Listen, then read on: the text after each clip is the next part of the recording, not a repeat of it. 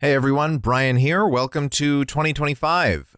We're starting out the year a little bit different than we usually do. Usually we start with a Left Behind movie, but this time we're taking just another week off because we need it. However, we have not left you all in the lurch. If you are a premium subscriber, we gave you a bonus Wits Endless Summer right on Christmas Eve. That connects back to It's a Wonderful Life in possibly the worst way you could imagine. And for those of you on the free feed, we are unlocking this episode, our coverage of the first of so many sequels to God's Not Dead. And next week, we will be back with more Left Behind coverage. So I hope you all enjoy. Almost exactly 1 year ago, I opened an episode of this podcast by talking about a protest I attended at Grand Central Terminal to protest Israel's pending invasion of the Gaza Strip. I described how the force of the military and police state descended upon and arrested hundreds of peaceful protesters to restore order. I concluded with a plea to get out in the streets, hoping that public pressure on the U.S. government could bring about a change in policy. That did not happen. The UN Human Rights Office recently, and I quote here from the BBC, verified the details of 8,119 people killed in Gaza from November 2023 to April 2024. Its analysis found around 44% of verified victims were children and 26% women. The ages most represented among the dead were 5 to 9-year-olds. About 80% of victims were killed in residential buildings or similar housing, the agency added. The process of ethnic cleansing is nearing its final stage in northern Gaza, where an IDF brigadier general recently stated that, quote, there is no intention of allowing the residents of the northern Gaza Strip to return, end quote, falsely claiming that the area is now completely free of civilians. It appears that the IDF intends to exterminate the remaining population as they progress south, giving Israeli settlers carte blanche to recolonize the area within the next year or two. Donald Trump was reelected president last week Tuesday, winning the electoral votes of every single swing state and the majority of the national popular vote at time of recording. Key to his campaign were promises to conduct mass deportations, denaturalize American citizens, and end birthright citizenship. He also intends to pardon all of the January 6 rioters and quite possibly himself as well, thus dismantling the entire prosecutorial framework that liberals carefully constructed over the past 4 years. According to exit polls from NBC and CNN, 82% of white evangelical Christians voted for Trump in this election. This is up from 2020, which saw 76% of white evangelicals supporting him, and even 2016, where 80% supported him. Despite yet another cycle of talking heads hemming and hawing about what could have been done to peel their support away, white evangelicals voted reliably en bloc, as has been the case since the rise of the moral majority in the 1980s. Mainstream media commenters tend to treat evangelical Christianity as a novelty. They puzzle over why followers of a Messiah who advocated turning the other cheek when slapped in the face could back a guy who tried to impress Billy Bush by boasting of grabbing women by the pussy. They wonder why these Christians tend to count the most ardent Zionists among their ranks. They spin a story of naivete and distraction. You know the beats. Something, something, something, self-interest, something, something, abortion, blah, blah, gender, race. All of this misses the point. The distilled fury and hate that animates white evangelical Christianity is its core feature. It's what drove colonization of the first English and Dutch colonies in the New World, what distributed African slaves throughout the continent, what pushed westward, subjugating and or annihilating the people who inhabited the land for millennia, what set up restrictive housing covenants and loan guidelines within major American cities, what intuitively coalesced behind Donald Trump mere months after he descended that stupid fucking golden escalator and talked about how Mexico wasn't sending their best. With limited exceptions on the margins, this kind of Christianity can't be debated theologically or appealed to materially. It can and will only grow like a cancerous tumor. It has no regard for the well-being of others. It cannot coexist with anyone else. It can only subjugate. The past week has been full of finger-pointing and recriminations about what went wrong and who fucked up. These discussions are unlikely to do much. The Democrats haven't shown an interest in learning from their mistakes, and they don't appear to be interested in starting now. So what I think is that you should focus instead on who's trustworthy. Anyone who expresses the slightest willingness to cede ground on fundamental questions of bodily autonomy has already lost. They will be run roughshod over by Trumpism until they outlast their usefulness as propaganda messengers, at which point they will be purged. discard their opinions with extreme prejudice, and instead connect with the people in your life you know will fight for you. That person you're thinking of right now, reach out to them today. Do it. Today, I am afraid. I think a lot of other people are too. I think they cover that fear with snark or smugness or hasty rationalizations about how it can't really be that bad. A year ago, if you'd told me that Israel's response to the October 7 attacks would end with a complete ethnic cleansing of the Gaza Strip, I'd say you were going a bit far. Now it looks like a probable outcome. So too does a near complete rollback of basic civil rights and protections in the United States. The fear you feel is a testament to your humanity. Beneath that fear remains a well of courage, strength, and hope. You may not be able to access those parts of you right now, but in spite of everything, you will. And then we will fight. Let's start the show. So many possible worlds, but we got this one. So many possible worlds, but we got this one. Welcome to the worst of all possible worlds. We're still here, in spite of everything. I'm the worst of all possible Joshes. I'm the worst of all possible AJs. And I'm the worst of all possible Bryans. We'd had on the calendar doing God's Not Dead 2 for this week. We put it in here before realizing that it was going to be after the election. And so we got back together right after the election, the day after, that Wednesday, and we're just like, what? So what? Do we want to try something else? Do we want to go for it? And pretty quickly, I think we all aligned that, yeah, no, doing this, talking about this piece of media is the sensible thing to do. Yeah, the first time that I saw God's Not Dead 2 was with you, Josh. Right. It was election night 2016. Yeah. Wow. I had gone to that's your a house and we were horrible waiting choice. for the count to go through, and then it took much longer than Right. expected. Unlike this deep- past Tuesday night, Yeah. where it was quite efficient, actually. Deep into the night. Yeah. And so we were watching movies and whatever else to kind of distract ourselves. We watched the movie Tickled, Oh, which yeah. was Oh, and sure. remains a pretty fantastic documentary Yeah. about Yeah. a real sick son of a bitch. And then yeah. we decided, we watched God's Not Dead a little while back. Let's watch God's Not Dead 2, and felt like absolute shit afterwards. God's Not Dead 1 is just so blinkered and stupid. Yes. And Right. we're like, what? It's These people hard to, don't like, occupy parse, the world. yeah. But it's also like the original God's Not Dead. And, we already did an episode about this. If you want to go back and have a listen, we did it with Greg from Brigham Young Money. I was out with COVID that week, That's right. but I will say that I had seen it before, Yeah. and it was very bad. It wasn't. Yeah. It's not even like a fun hate watch. It's No. just mostly very It's really, boring. it drags. It's very, very long. Yeah. And God's Not Dead 2, we were like, okay, let's just see what Ray Wise is up to Right. in this thing. And Yeah. then we were like, oh, no, we are living in the world that they have constructed Yep. in this film. I do remember that sense of like, A, being shell-shocked by the results, and then B, being like, there is so much of a parallel between the world that this film lives in Yeah. and the result that we got. There's And- an urgency to the making of God's Not Dead 2. The fact that it's released in 2016, it's sort of a parallel to Hamilton, honestly. It's on the opposite side of that, where it's like it only could have been made in that moment of tension, Right. where they're like, either we're going to get another 4 to 8 years of the Obama order, or we could fight back. And it came out in April of 2016, so they were not probably wanting Trump to be their guy, right? They wanted Right. like a sensible Ted Cruz Right. situation, Jeb, maybe. Yeah. Well, they said they wanted that, Right. but what they've always wanted is Trump. And we'll talk about that more as we get into the meat and potatoes of this film. But AJ, you said you had only seen OG God's Not Dead a long time ago. God's Not Dead 2, you watched. Too God, too dead. This was your first time watching God's Not Dead 2. Yes, right? yes, absolutely. Yeah, no, it was the first time and last, which is I'm very excited You're not to gonna announce go that watch it today. again? No, I think I'm good. I think I got it. I don't Got think it. it's a Okay. film that really Pretty dense. Yeah, it's I don't know. it's not a film that requires repeat viewings. No. I think the consolation I have is that whoever made this movie had never seen another movie before, which is wild because he had made another movie before this.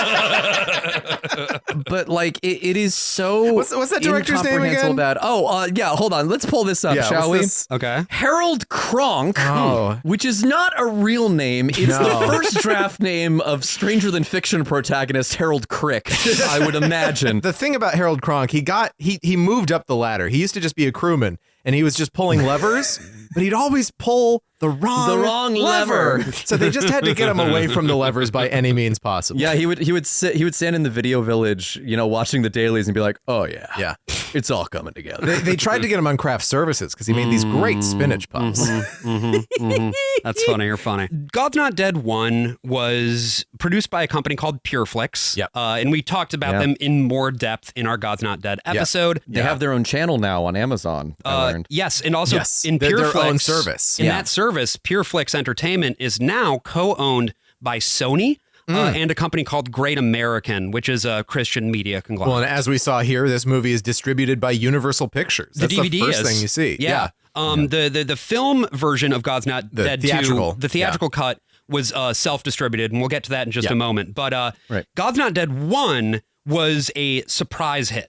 Follows a plucky young undergrad who challenges his atheist professor, who is memorably played by Kevin Sorbo, after he requires his entire class, his philosophy class, to sign a statement saying that God is dead. This film was released by a company called Freestyle Releasing, which mostly specializes, I know it's ridiculous, Nothing could be further from freestyling than this fucking movie.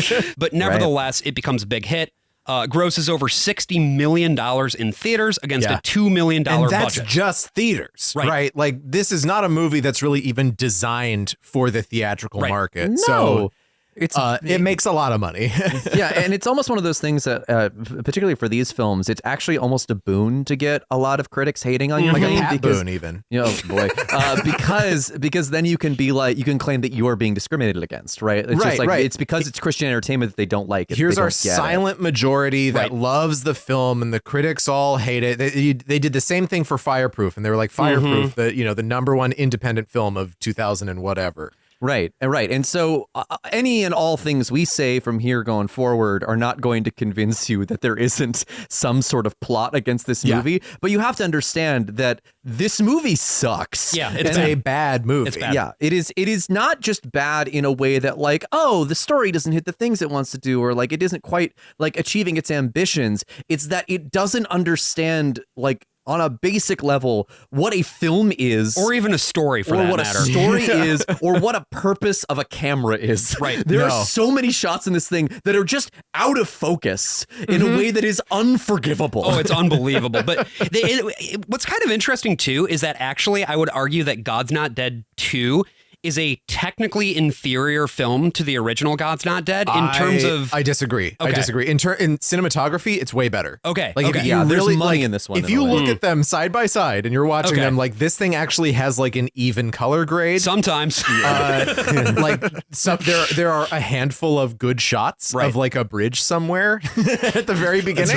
That I'm pretty sure is stock footage. It is downtown Little Rock, Arkansas. yeah, I think that's stock footage of No, downtown I think they Little got a Rock, drone. Arkansas. They got a drone? Okay. Look, either way, what we need to do here real quick is find the bridge from God's Not Dead 1 to God's Not Dead 2. Right. And Basically, it's made of money. That's right, because $60 million in domestic gross against a $2 million budget, that is a 30 times return on your investment. And it went on to gross another $32 million in home video sales. Wow. So it didn't take much to, get a sequel greenlit. And not only did they have the success of the first film, they also had a major presence on a little social network called Facebook, which was still a useful way to communicate with people in 2014. Yeah, there was a really big post that had an AI-generated Kevin Sorbo. He was 102 years old. He had baked his own cake. he was also an African child. That's and right. He was also a shellfish. Made of plastic soda bottles, beginning his baking journey. Kevin Sodabo. That's really a good point, AJ. Kevin Sodabo Bo Bo Bo Bo. For just to note, by the way, the God's Not Dead Facebook page currently has 7.3 million likes. Ooh. But God's really not dead. But notably, most of its posts only have between like 50 to 150 reactions, which really gives you a sense of how rough. Is it still posting? Yes. The same page? Multiple times a day. Wow. And it's mostly just like, Is it promoting the newest one? it's that, Or- but it's also just okay. like daily affirmations. It's like Okay. images being like, don't forget, God loves you, in that kind of bullshit. Okay. Right. Here's how we get to God's Not Dead 2 then. This film is greenlit with a higher production budget of $5 million, which still makes it a small budget movie, Yeah, it's a obviously, tiny but movie. that is 2.5 times the budget of the original. And Sure. the big coup here is the casting that they get. Yeah. The first big headliner that they get is Melissa Joan Hart of Clarissa Explains It All Yep. and Sabrina the Teenage Witch fame. She is hired to play the protagonist, and I found this clip here from CBN, Pat Robertson's Christian Broadcasting Network, where she explains why she took the role. This was a calling for me to do this. I felt like this was a mission for me to go on and to, you know, stand up for my beliefs and be a little bit louder about my faith. Like her character, Grace, Melissa is a Christian. I was raised a Catholic girl and married a Baptist, so I became a Presbyterian. But, you know, all the while searching. And in the last few years, actually, I found a beautiful Bible study where I felt a lot of fellowship with the women and felt very loved and nurtured there. And it's really helped my walk. So I just wanted to point out, Yeah. Melissa Joan Hart mentions Catholicism, yes. Baptists, Yeah. Yes. and Reformed Christianity. Well, she said Presbyterian. That's a form of Reformed Christianity. Oh, okay. But like, come on. She It's is Scottish. She's all three of us at once. Yeah. I don't accept this. I don't accept this premise. You are stretching this. There are major theological differences yeah? between a Presbyterian and a Reformed. Major Jehovah Hooey. MGH. Melissa Joan Hart. So You're C.S. Lewising Melissa Joan Hart. it's harder now She because there's doesn't- 3 names. She doesn't go by her initials. Jehovah? We? oh yeah, God, it's how like- many of these do you That's have? a reach. Don't worry about it. Oh, That's God. a reach. But here's the thing. This to me really brings a lot of Blue's Clues energy because it's Catholic plus Baptist equals Presbyterian in the way that salt plus and pepper pepper equals paprika. And I'm like, okay, I don't know. But also, it does match the logic of a lot of this film, which often presents arguments as 2 + 2 = purple. And it's like, see, Yeah. we've Yeah. proved purple. Absolutely. Yep. Well, and Jesus invented calendars. and I mentioned, of course, the high-profile casting here. The other big piece of high-profile casting was getting Ray Wise, Yeah. who you, of course, might know from Twin Peaks or from that episode of Star Trek where he treats Picard as a god. Or what else do we... Or Tim and Eric's $1 billion That's right. movie That's where right. he runs the Shrim Healing Center. He does play the literal devil in a TV show called Reaper. Okay. Oh yeah, and I'm that- sure he's played the devil a couple of Well, times. and He's that's- very good at it. That's Yeah. exactly what he's doing here, right? He's Right. not literally the devil, but he No. is playing a role here where he is an attorney. He's an ACLU hates God. yeah, Jew lawyer. Pretty Well, much. I don't know if they No, never say he's no, Jewish. I'm no. going to say he's the same ethnicity as Ray Wise. He is Romanian. He is an evil Romanian ACLU lawyer. Yes. They founded Unitarianism. Who, you know, at different points, it's just like, I don't know if he's really aware of what's happening in the movie or It's what the movie hard is to arguing. say. It's really Yeah. difficult to say because he is giving a very charming performance, except for like 3 lines where the director literally seems to have leaned on screen and be Yeah, like, yeah, yeah. be the devil. And it's worth noting as well that Ray Wise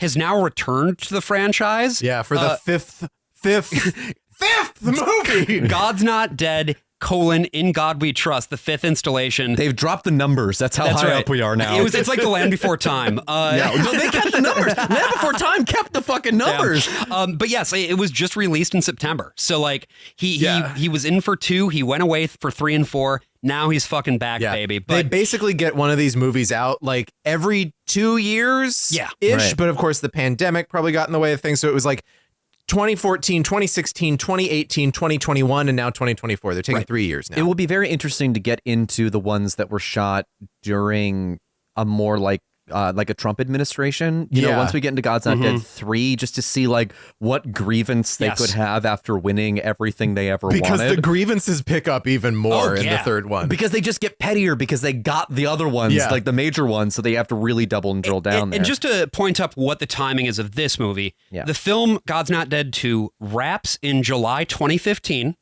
and then it's released in April of 2016. To very similar critical reviews to the original. In fact, Yeah. even a little worse. Even the Christian reviewers are like, I don't know. And about that's this what one. I thought was really interesting. Wow. I went on YouTube to look up, I don't know, like God's Not Dead Christian review. Yeah. And, Yeah. you know, there were a few absolute cranks who fucking loved it. But like your average, like really soy Marvel movie Christian YouTuber would just be like, this wasn't a very good movie. Yeah, I mean, it isn't, because there's a lot of parts of it that are just an advertisement. And it's so funny to me, like how many like, you know, Republican like boomers that I know personally, like they hate commercials, right? You fast forward through them so you can get to the content. Yeah. And then the content is just a commercial for a book that you have to buy because it proves that Jesus was a PI, I guess. and the It's like actual Magnum. the grosses sort of reflected that. You know, again, this did recoup.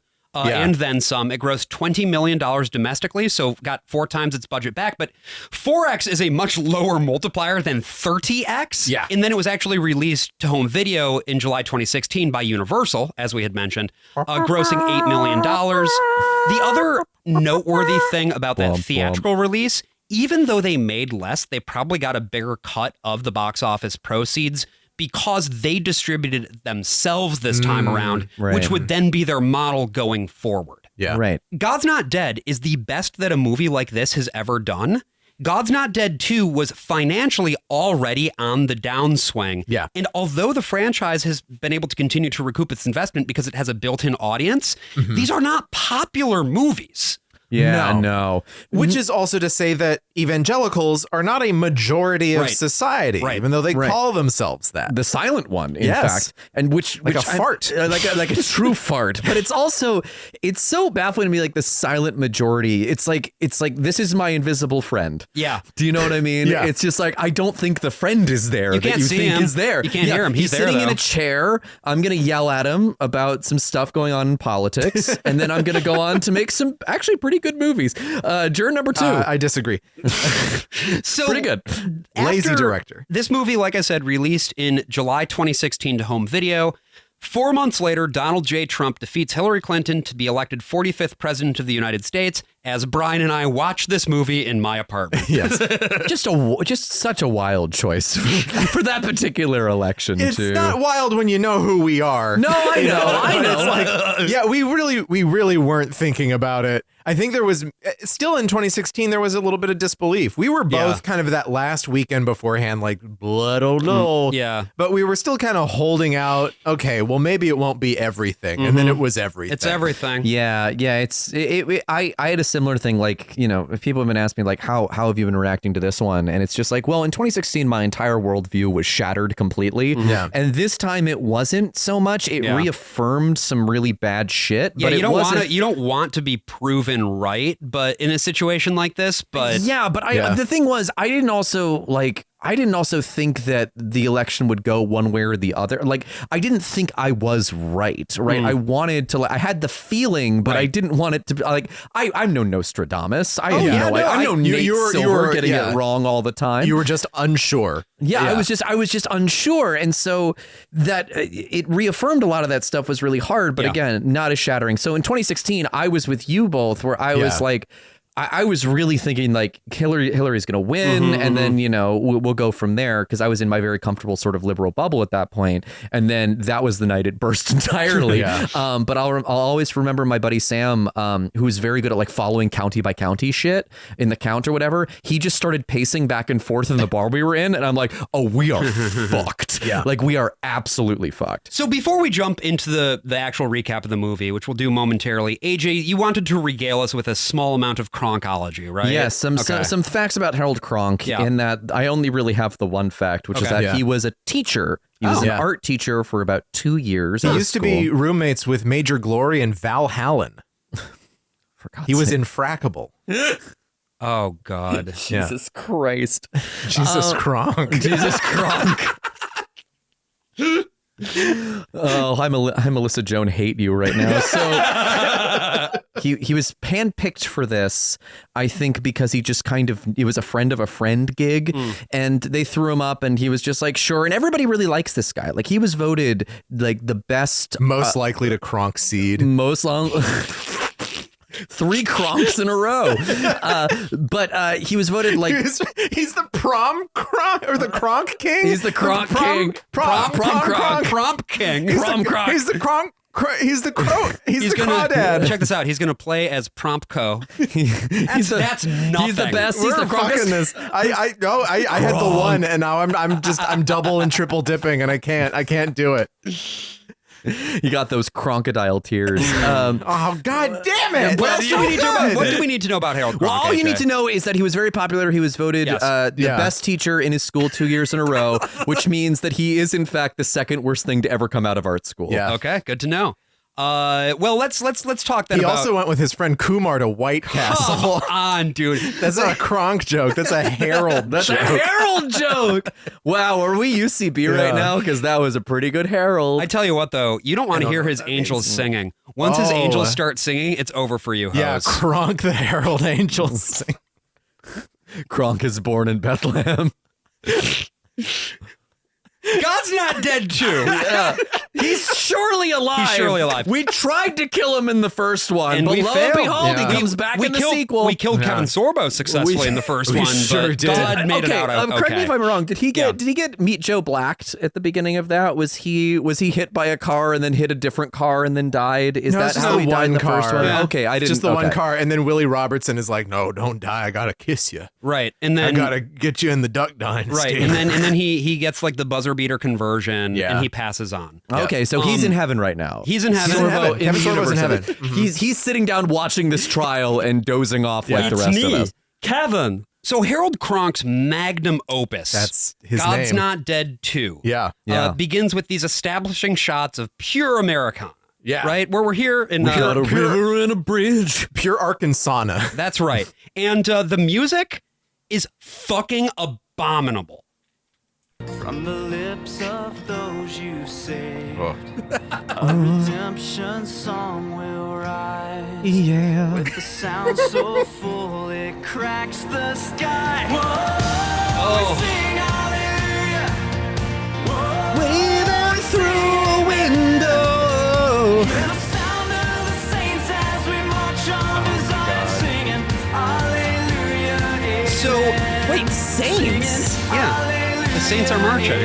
Or whatever. Okay, in the Protestant tradition, we're all saints. Yeah. Oh, okay, great. Yeah, Thank you yeah. for the clarification. Establishing shots of a little league team praying. Yeah. Yes. Some firefighters raising an American flag. Hell yeah, dude. And then we also get some character introductions, some Yeah. character reintroductions. So Melissa Joan Hart getting breakfast ready for her decrepit fucking grandfather.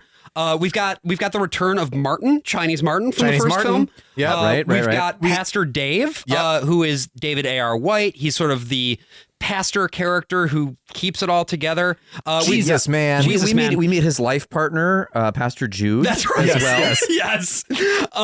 We meet liberal Amy, or re-meet her rather. Yeah, the cancer lady. She vlogged the New Left in the Yeah. first movie, but then got cancer, and so the Newsboys made her a Christian. Yeah, she Michael became Tate very cured her. good friends with Michael Tate. And then finally, we get the sort of as our last establishing shot, this brunette teenager who's like walking past an empty bedroom, Yeah, like she's looking not in from on the it. first movie. No, Hold who is on. this? No. Who is this? Wait, what happened to Josh Wheaton? I know he got canceled after all the stuff he did with those actresses.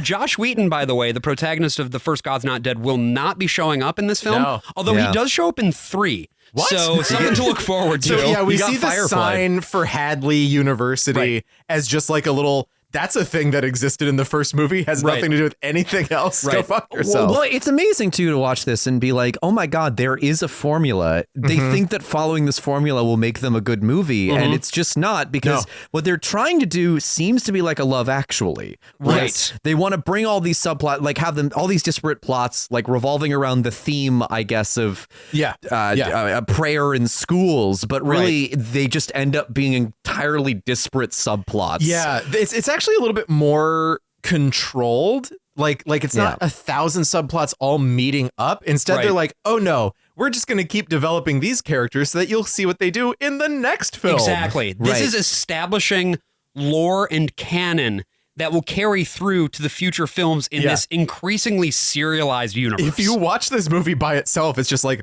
here's a Chinese guy for a few It's so scenes. weird. He's got some stuff going Well, on. I had forgotten that he was in the first one. How did you forget Martin? Because I watched it 9 years Good point. ago. Like Because I didn't Martin watch it for also the had podcast. like nothing to do with anything No, that's in the true. first He movie. was just the guy who Josh talked to be like, hey, Martin, you should love Jesus. And Martin was like, okay. And Martin's just like, I'm so Chinese. I've never heard of him It's before. so weird, How but- does Right. one become this? How indeed. And he just gets the Eugene Meltzner conversion Yes, arc. he does. Yes, he does. And we'll talk a bit more Yeah. about Martin's arc in a bit. But for now, let's talk about our primary protagonist here, a teenager known as Brooke. This right here, what we're about to play, is the first lines of the film. You have no context other than what you're about to hear.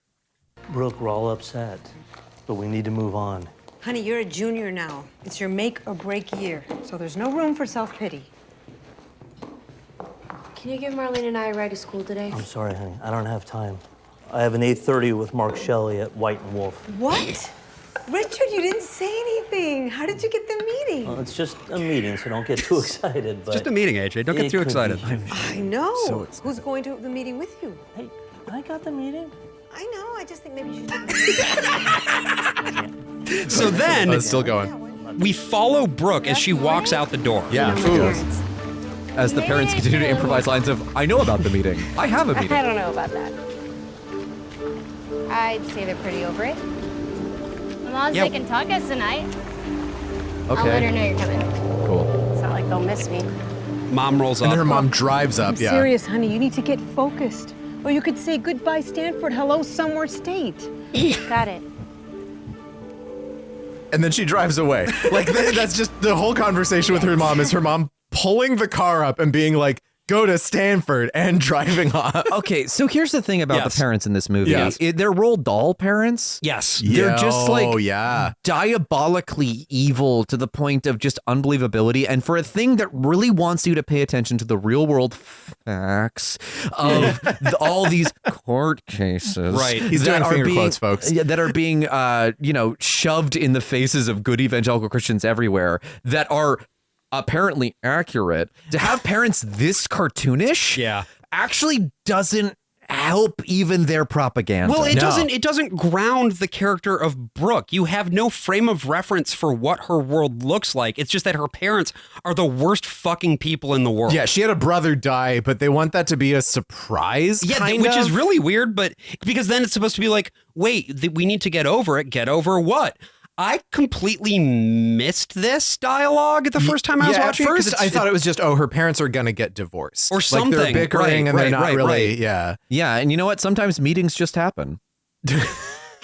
The worst thing is that meeting with the guy. Why it's so specific is because that's a character in the first movie. Oh, is that the Dean So Cain character? They're throwing a shit. bone. Okay. They're throwing a bone to the audience, being like, Loreheads. "Oh yes, that's off-screen that's Dean Cain." fantastic. These are just like white people. Yeah, they're just flat. Just like generally. They're flat, they're stock. You know, dad is just this suited up professional of some stripe. I think he's Yeah. supposed to be a lawyer, but like we don't actually know what his deal is. I don't think lawyer because he doesn't seem to know what lawyers do. Yeah, that's a good point. He would. That's right. If he was a lawyer, you're right. I think he's Like- he is part Real, of the. I'm going to say real estate. He is part of the PMC, right? Yeah, he yeah. is professional managerial class. He is exactly who Barbara Ehrenreich was writing That's about. right. He wears like a very shiny silver suit at one point Right. that looks like he just like failed an audition for Guys and Dolls. And mom, meanwhile, is geared out in athleisure. She is kind of the hot, like, leisure mom. Leisure mom Larry, is this Yeah, anything? it is. It is something. I've Certainly played not it. a file on my hard drive. And so what we get out of this is this sense of like, well, these worldly liberals, Yeah. they just don't understand like what life is or what it really means. Because and to the point of like how you could potentially make something interesting here. Yeah. Maybe because her brother died, their whole thing of like, well, we can't look at it, we can't focus on it, could be a character choice where it's like, okay, why are they throwing themselves into their work in this way? It's because they don't want to contend with the Yeah. trauma that Yeah. they've experienced, right? I'd love to watch that. It'd be great. But you don't. I don't know if I'd love to. no, but like that storyline separated from God's Not Dead Yeah, too. sure, Yeah, that's sure. great. It's something that you can work with. Yes. Whereas there's nothing here. Now, something that I wanted to point up, by the way. yeah. we heard Brooke walking out with her friend Marlene.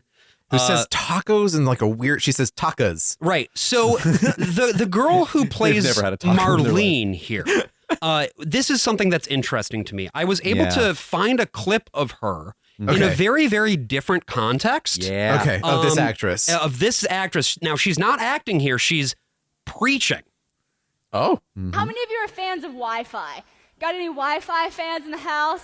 Oh, no. I see some of y'all like 20 years old, you're not raising your hand, you lying in the church. So I'm gonna ask you again, how many of you are fans of Wi-Fi? Yeah. I see why she says tacos the way she does. Yeah. If you don't like Wi-Fi, seriously, hello. But Wi-Fi is great. Wi-Fi is like the thing that connects us to the world these days. We get to, connect, we get all accessibility to all things, it's cruising. Here's the thing. When I was growing up with my family, I always knew like the Wi-Fi at my house is just the best. My dad set it up for us. We got that network, Robertson, hey yo, there we are. And, like as soon as you get to the house, I would know as soon as I connect, Robertson, that's me. Robertson. Yeah, why does that sound familiar? Well, it turns out that this is Sadie Robertson, now known as Sadie Robertson Huff, who is the daughter of Willie Robertson of Duck Dynasty. She is the heir apparent to the Duck Dynasty. Well, she doesn't know how to talk. How old is she in that clip? Because that sounds to me like a very excited like teenager. Yeah, I think she's like 15 or so. Because I know that you did some preaching when you were a kid, right, Josh? This is what I'm picturing. Well, yeah. Josh, give us your thoughts on Wi-Fi. We didn't have Wi-Fi. We didn't have Wi-Fi at that point. He's got a 56K modem. Yeah. Give us all the baud. Give us some thoughts about some dial-up there, Josh. Then I kind of like started to dig into this a little bit more. And you can find videos of her, of Sadie, in her house, her beautiful like $5 million house in Arkansas. Is she a TikTok influencer? She is not a TikTok influencer. Okay. It's kind of like a thing. But this is the thing that's so interesting to me. Reels. Where it's like, okay, look at this family and look at how bad they are with their money, with their worldly impulses, with their material wealth that they parade around. Unlike us and our beautiful, luxurious homes and our massive material wealth and our significant holdings, we're good actually, and they're bad. It speaks to, and it's an obvious fucking punch, but like there is no consistency here. It's because the ideology is holding up like what they actually want, right? It is the justification for them like being like, well, not like these people, but we can have it. That's right. Right? It's like, you don't get it, we get it. The problem isn't having it per se, it's that they're having it in the wrong way. Right, because their way was justified by Jesus Christ himself. Exactly. And another person who is justified by Jesus Christ himself is the character of Grace. Yes, this Melissa is Jesus Hart. That's right, AJ. She is a teacher. Her grandpa, who is played by Pat Boone in a truly awful performance, is suffering from the death disease. Yeah, but the thing about the death disease is it gives you really nice teeth. Sure does. And so she is basically having to balance care for her grandpa. She is taking sole care of him. There's no help that she's getting of any sort. And she's having to balance all of this with her professional duties. And the thing is, her coworkers, her colleagues at school, they fucking suck, dude. Yeah. Hey, what do you call a teacher with no students? Unemployed. I got it. How about ecstatic? You're both right. Retired. Only 36 days to go. You're gonna miss the kids when you're gone, Rizzo. No, Grace. That's sweet, but no, I won't. The older I get, the more difficult these kids are to deal with. I totally agree. Yesterday, I just about snatched up Tim Webster. That boy had me on my last nerve. Well, I happen to think that difficult students can be a blessing. Grace, honey, when is this optimism ever going to wear off? Fucking idiot. So, Grace, the only Christian teacher in the entire state of Arkansas. That's right, yes, Brian. Yes, correct. And note also that character who we briefly heard from, Rizzo. Stockard Channing looks very different in this movie. Yeah. I mean, it's a Grease joke, folks. Yeah, no, I know. I was gonna say it's either that or the Gonzo's rat friend, yes. which is what she kind of turns out to be a little she's also stinker. the She is in union this. rep, and this shows you teachers unions evil. We love teachers. That's right, but we not the hate unions. Most of them. Because the the teachers' unions. unions protect the sort of lazy layabouts who don't actually care about their kids. Yeah, this goes back to whose children are they? This is that same Yes. sort of we love you teachers, the Right. ones who are going to church with us, but none of this union stuff. They only look out for your worst interests. That's right. Right. And Grace, we see, is sort of the fun and cool teacher. Like, not only does she care about her kids, we see her in action. You know, Oh, yeah, she's so she's fun. doing classroom games Those and kids are competitions. thrilled. She's to be the there. classic, like, favorite teacher. Can I take a brief moment to talk about this game that they play? I was not paying attention, so yes, please. What's the game that there they is a play? stapler at the front of the room. Oh, yes, yeah. And in order to answer the question, these kids have to run up and hit that stapler. Yeah, like a right? buzzer. At the time, like a buzzer. Okay. So here's the thing. Yeah. We learn later that this is an AP history class. Okay. Not U.S. history Sure. or European history or any specific kind of history, just like generalized history. Sure. Yeah. She asks a question, what document begins, we hold these truths to be self-evident that all men are created equal. Yep. She gets that far into the quote before any of the kids have any idea what she's talking about. None of these kids are passing that AP. These are the stupidest children I've ever seen in a film. you're right. I mean, they would get it on We Hold These Truths. Like, it would be there already if they knew anything. But, you know, to that exact point, AJ. She's a terrible teacher.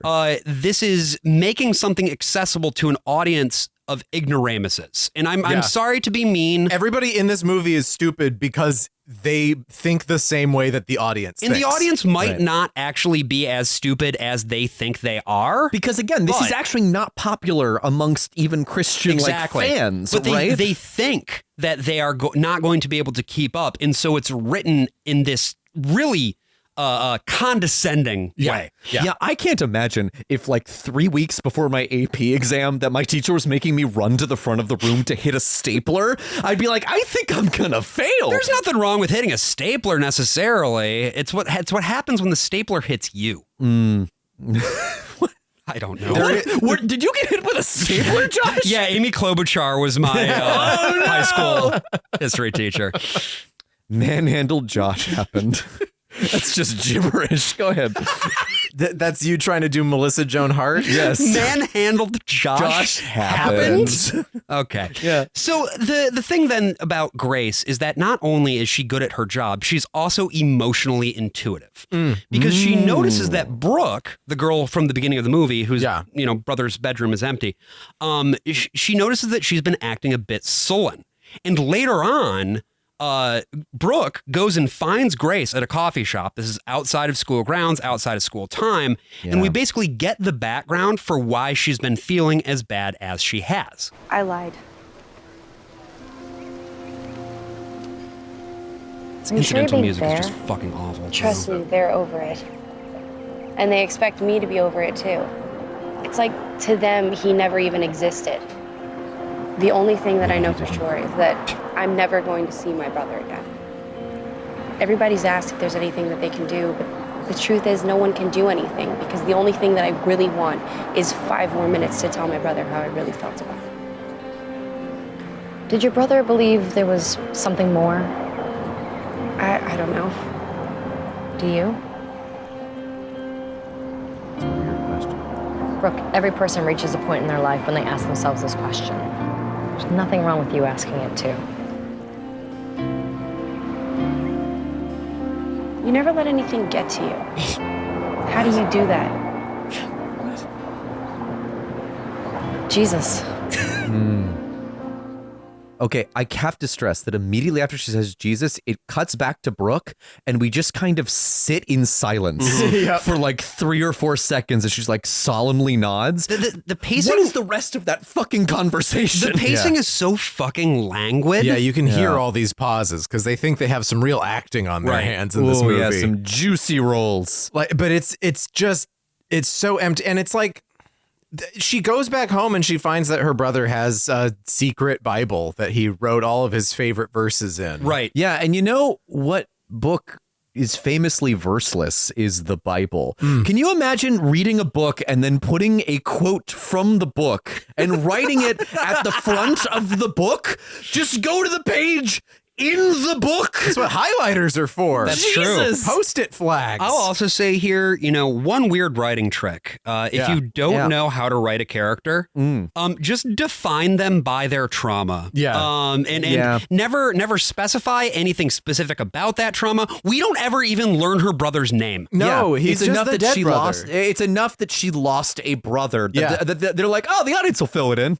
They got the rest They of have this. the granddad with the death disease and the brother with the death incident. I am also not convinced the grandfather is real. No other character interacts with him. Give her some sort of weight around her neck to give her a character. She never confides in him, really. Right. No. Like he doesn't need to be there. They could have saved a lot of money just not hiring Pat Boone. It's just like, this is the kind of thing that makes my blood boil, because if you want to write meaningful characters, and not even great characters, but characters that have something to them. Yeah, something going on. Whatever you establish, you need to flesh it out in some meaningful way. And it's just, nothing about this conversation rings true at all, because this isn't how you talk when you've lost somebody who you love. No. And it's all, well, again, if your parents are just like, he never existed at all, which is not how any parent has ever reacted to the death of a child. No. Like, or if they have, it's a different, you're going to have a different tone in that house. Right. Yeah, because then it's like, why would they care about her going to Stanford if they don't give a shit about their kids, like, at all? Well, again, you mean? could still justify, like, again, you could do more work there. You could make it They could get harsh. They could get, like... It's like, now that we've lost Actually him, abusive. you can't fuck up. Yeah. You can't fuck this one up for us in the way that your brother did. Yeah. Like, do something. Make it, this silent, hollow home where instead of just, like, chattering about meetings, it doesn't matter because those characters never get another moment of characterization anyway. Nope. Yeah, this movie lives in a lot of assumptions about how other people live. Yes. In a way that it's just like, I don't know, talk to another person.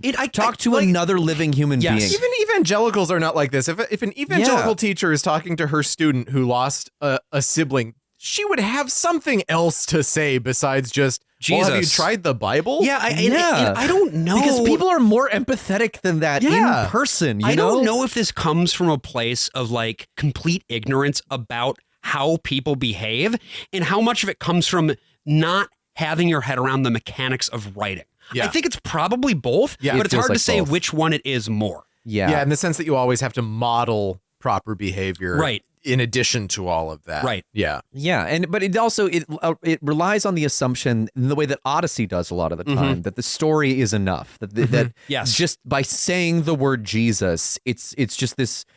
God, we have to come up with another word for this, but trump card. That, like, completely like. I think trump card is an excellent way of putting it, because that is Trump's trump card. Yeah. When it comes to dealing with evangelical Christians, he'll just be like, Jesus was the greatest. He was the greatest who ever lived. So good. Yeah, we love 2 Corinthians, don't we? Right. And another person who speaks exclusively in leaden cliche is Pat Boone, Grace's grandpa. Here's what he sounds like. You okay, Grace? Yeah, I just can't stop thinking about Brooke. Oh, okay. You know, Great she's dialogue. searching. She's hurting. Yeah. That's the thing about atheism. It doesn't take away the pain. It just takes away the hope. What'd you tell her? The truth. Now she's free to make her own choice. Unfortunately, in this day and age, people seem to forget that the most basic human right of all is the right to know Jesus. Let's put her on the prayer Weird list. cut in there. Prayer always seems to be the last thing we do when it should be the first. Are we gonna kiss or what? Now, how about some more popcorn? I don't know what the point of this character is. Like you said, AJ, he doesn't seems to seem be to an exist. imaginary friend. It's the opposite of having a bad guy kick a puppy.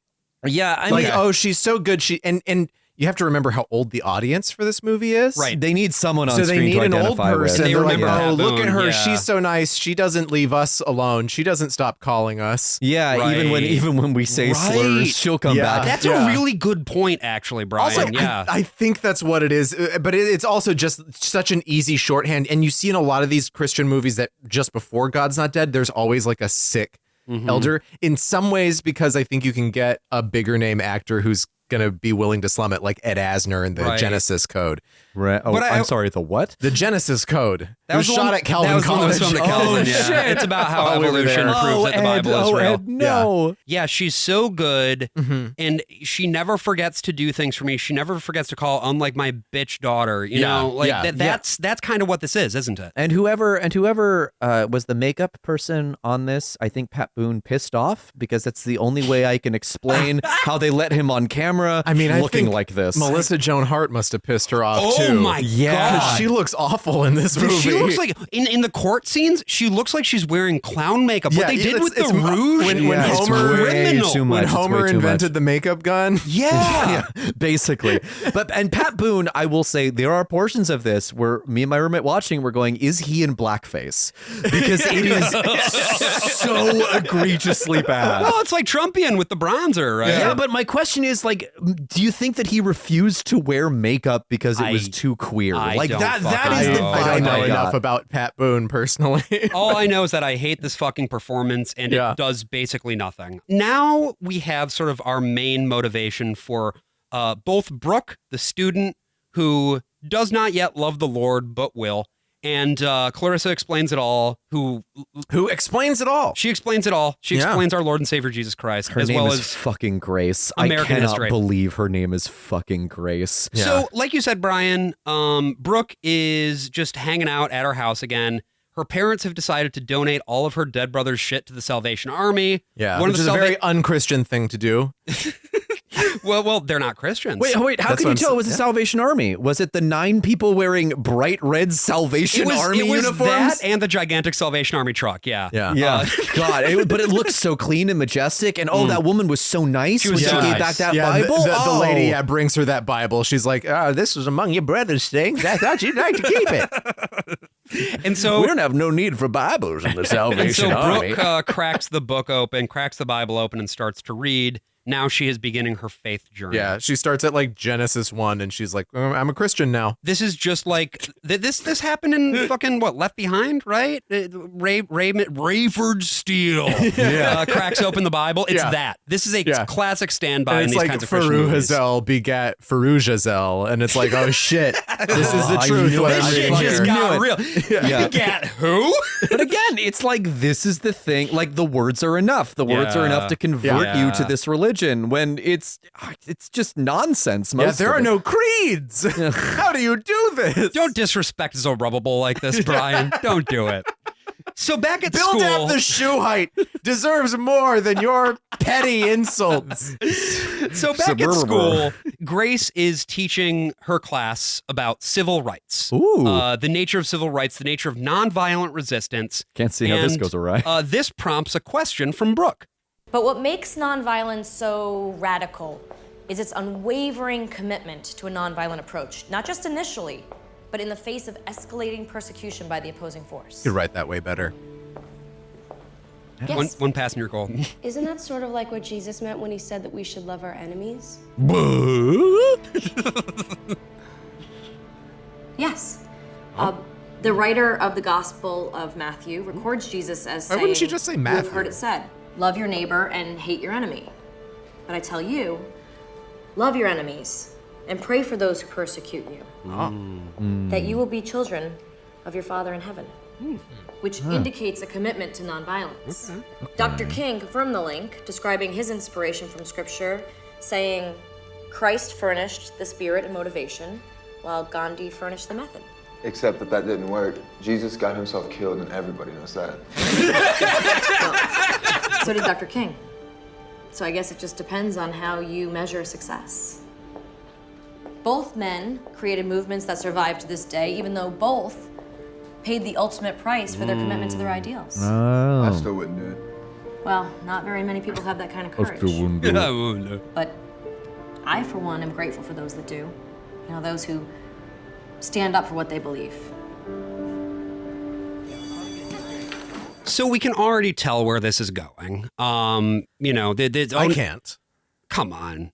This is a box of surprises. It's really good. It's really wonderful to see the range of Vin Diesel that he can play the lead in a Fast and Furious movie and also a teenager in God's Not Dead Pretty too. incredible stuff. I would encourage anybody who's interested in sort of unpacking this specific piece of rhetoric to watch a video that Big Joel did about this.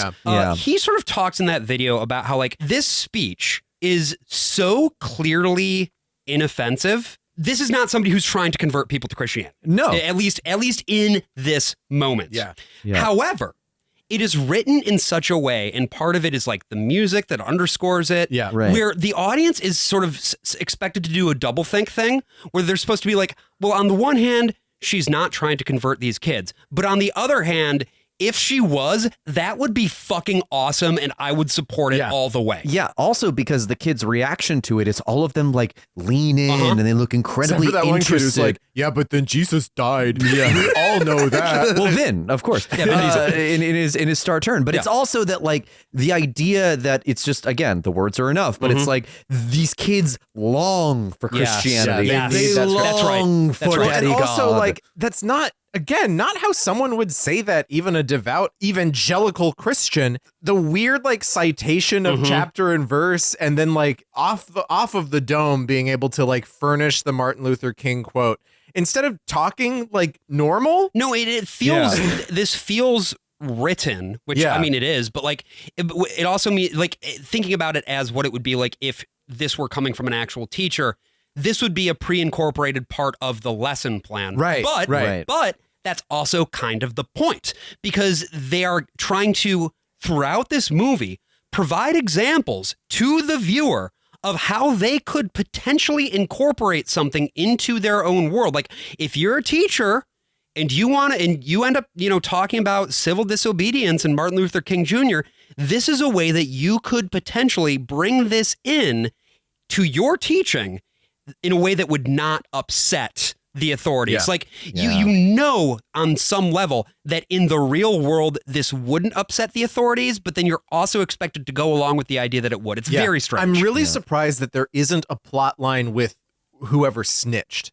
Yeah. There's not That's interesting. of the fact that they have an army of characters in this movie, but there isn't like some sort of thread of some kid who also then gets smacked by their dad. You see somebody texting. That's all you see. One guy pulls out his phone and seems to be texting something. Yeah, and he's texting his friends, God's not dead, he is surely alive, and that friend is going to text 10 friends. I really appreciated, AJ, that after you finished the movie, you texted me, God's not dead, he's surely alive. Yeah, well, I thought about doing it as well, then I didn't. I texted Brian, and Brian didn't respond. But Josh responded that he was going to text 10 friends. I did, and I didn't. I lied to you. Sorry. God damn it. But I also think that the God scene... bless it.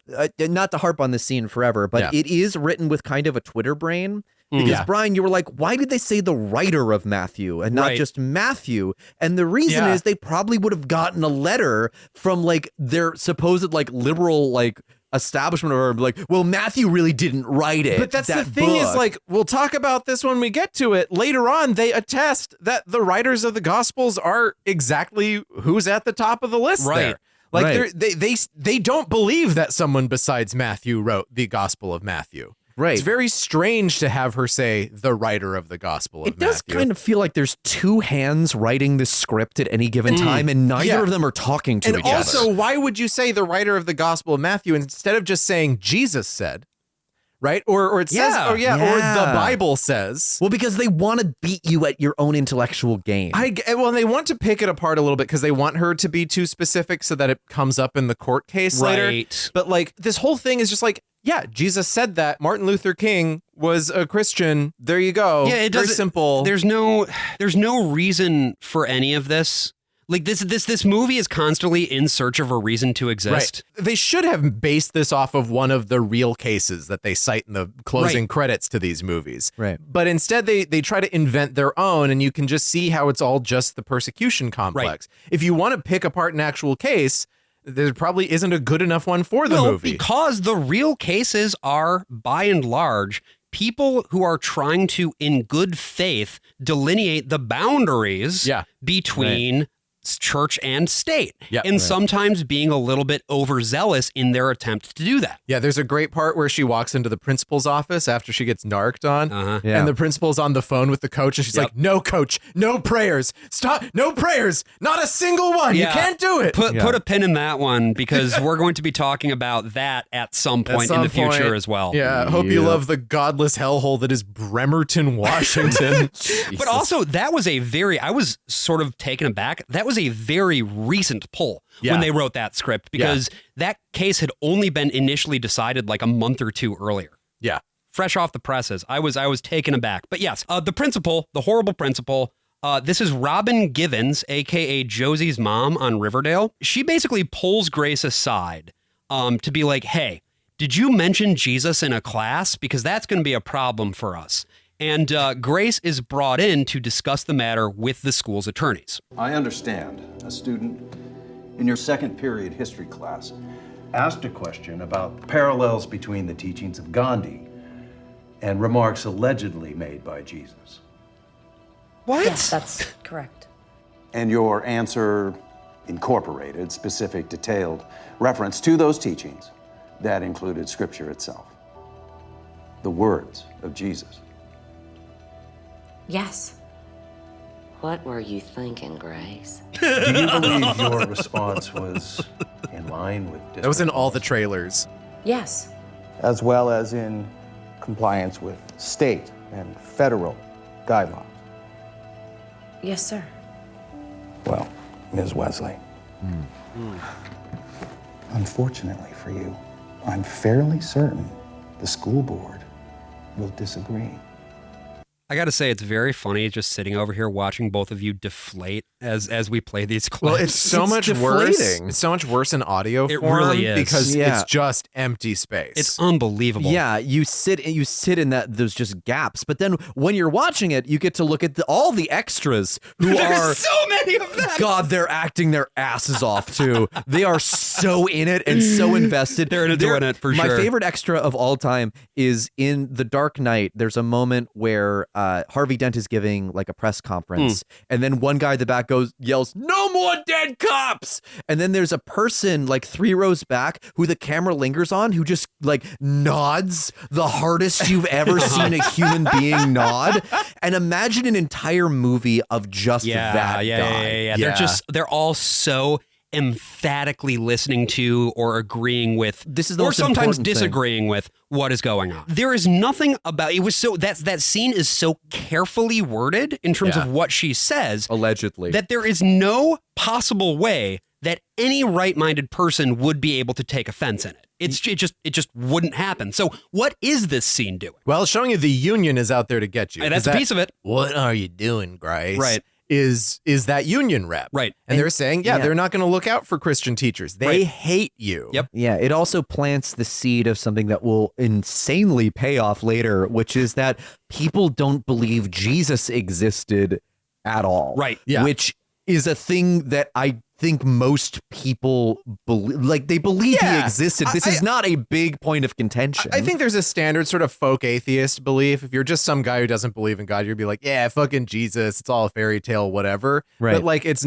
certainly not a critical scholarly consensus. It's certainly not the consensus in a country that's mostly Christian. And it also doesn't matter because the issue at hand is, was Martin Luther King Jr. influenced by the teachings of Jesus Christ? Whether or not Jesus existed is immaterial. Yeah. Right. I mean, it's like in APUS, you have to learn about like the Great Reformation or like, the Second Great Awakening or things like that. Like these things had religious undertones to them in every single case. And you have to know about that because that's what history is. Right. And as we'll get into it later, like proving, as they claim to do, proving that Jesus existed doesn't mean anything. We can prove pretty easily that Muhammad existed. Right. That doesn't mean that all of a sudden the court has to acknowledge that Islam is the light. Right. Right.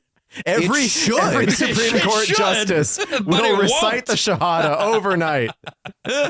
And Ray Wise will be like, no. So this has set up the main stakes here. We know now that Grace is in, what were you thinking, Grace? She's in big trouble. Oh, yours is way better than mine. After a one-sided phone call in which she tells a coach that he can't pray on the field, as we mentioned. Don't pray. The principal also tells Brooke that she's not allowed to talk to Grace. And what this is going to then do with Brooke is it's going to really radicalize her and like make her treat this as an ongoing protest against the oppressive school administration. Yep. Grace now needs a defense. And what she does is she meets up at a coffee shop with her union-appointed attorney, who is a public defender? Yes, this is a criminal case. Hey, you know what?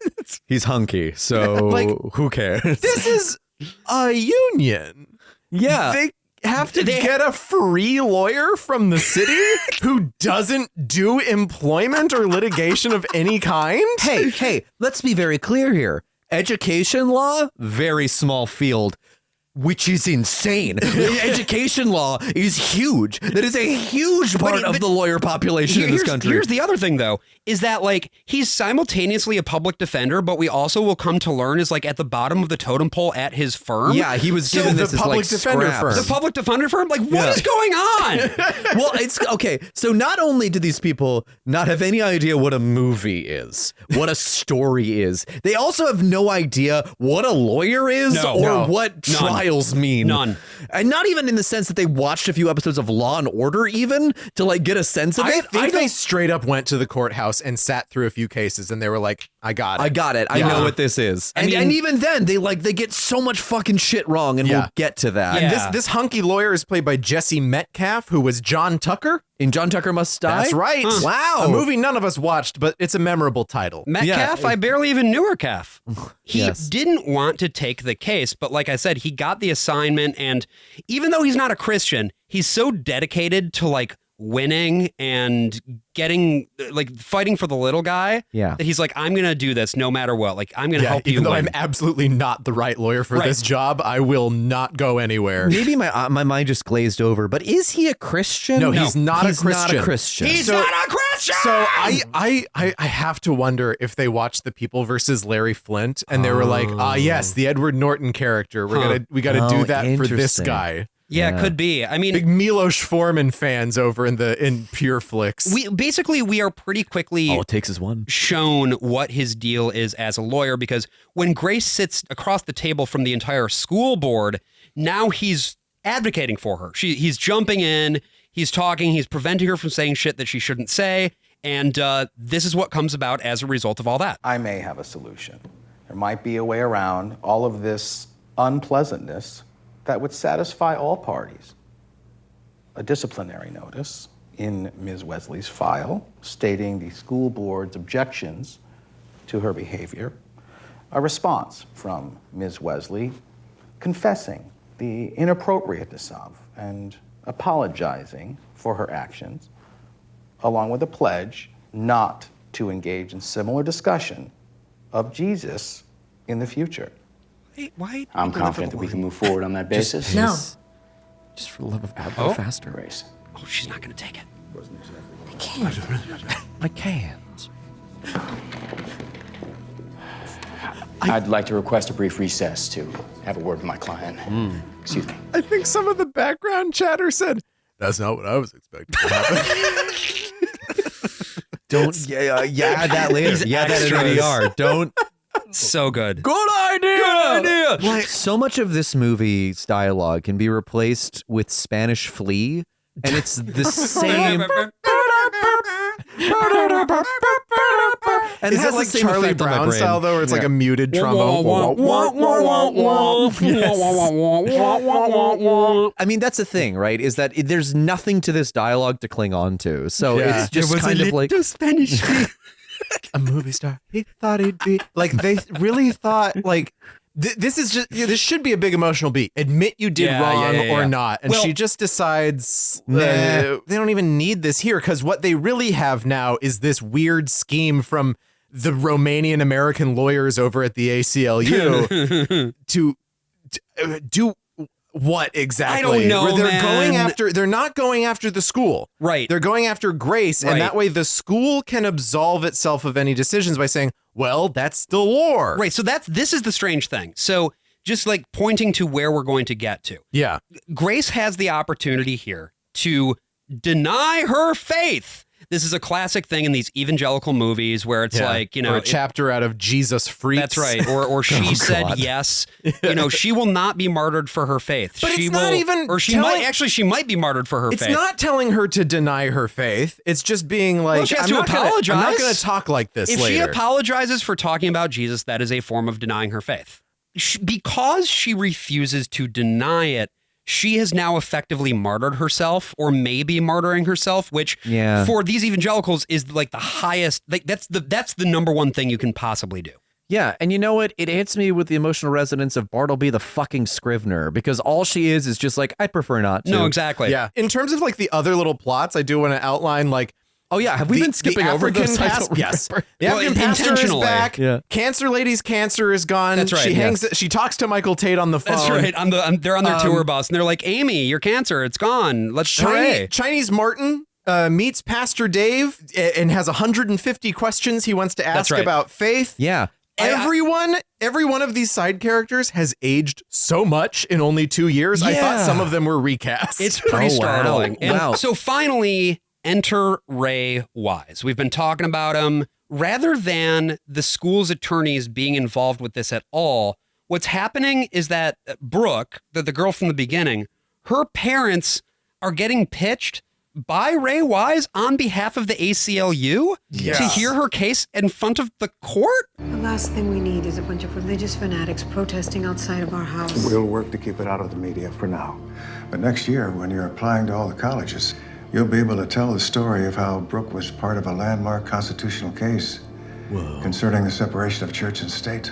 And believe me, there is not an Ivy League admissions board that could resist that. Yeah, Harvard loves it when you sue schools. And think of the other children out there, innocent children, who are subjected to their repressive belief system. And not forgetting the financial opportunities. Yes? Miss Wesley is an employee of the school board. We win in court and we establish her misconduct as said paid employee. Well, there's nothing to change his policy faster than a big, expensive settlement. We're going to prove once and for all that God is dead. No. So they're like suing Grace directly? Or it's a criminal case because the PD is involved? But also they're suing to prove that God is dead, which is its own like. Yeah, that doesn't help your case. Like Yeah. this is all just about employment law Right. and religious freedom for your students, not about this other thing. But so this is the existence of God. Yeah. What they basically say here is that the ACLU wants to make an example of Grace because that's what will make atheists win? Question mark. Yeah. Well, because here's the thing. I did make fun of it a little bit by saying, it's not about God's existence or not. But by equating this to the question of God being alive or dead, it makes it so that any attack against Christianity means that it is an attack against the existence of your God. Yes, exactly. So even minor inconveniences must be stamped out. That's right.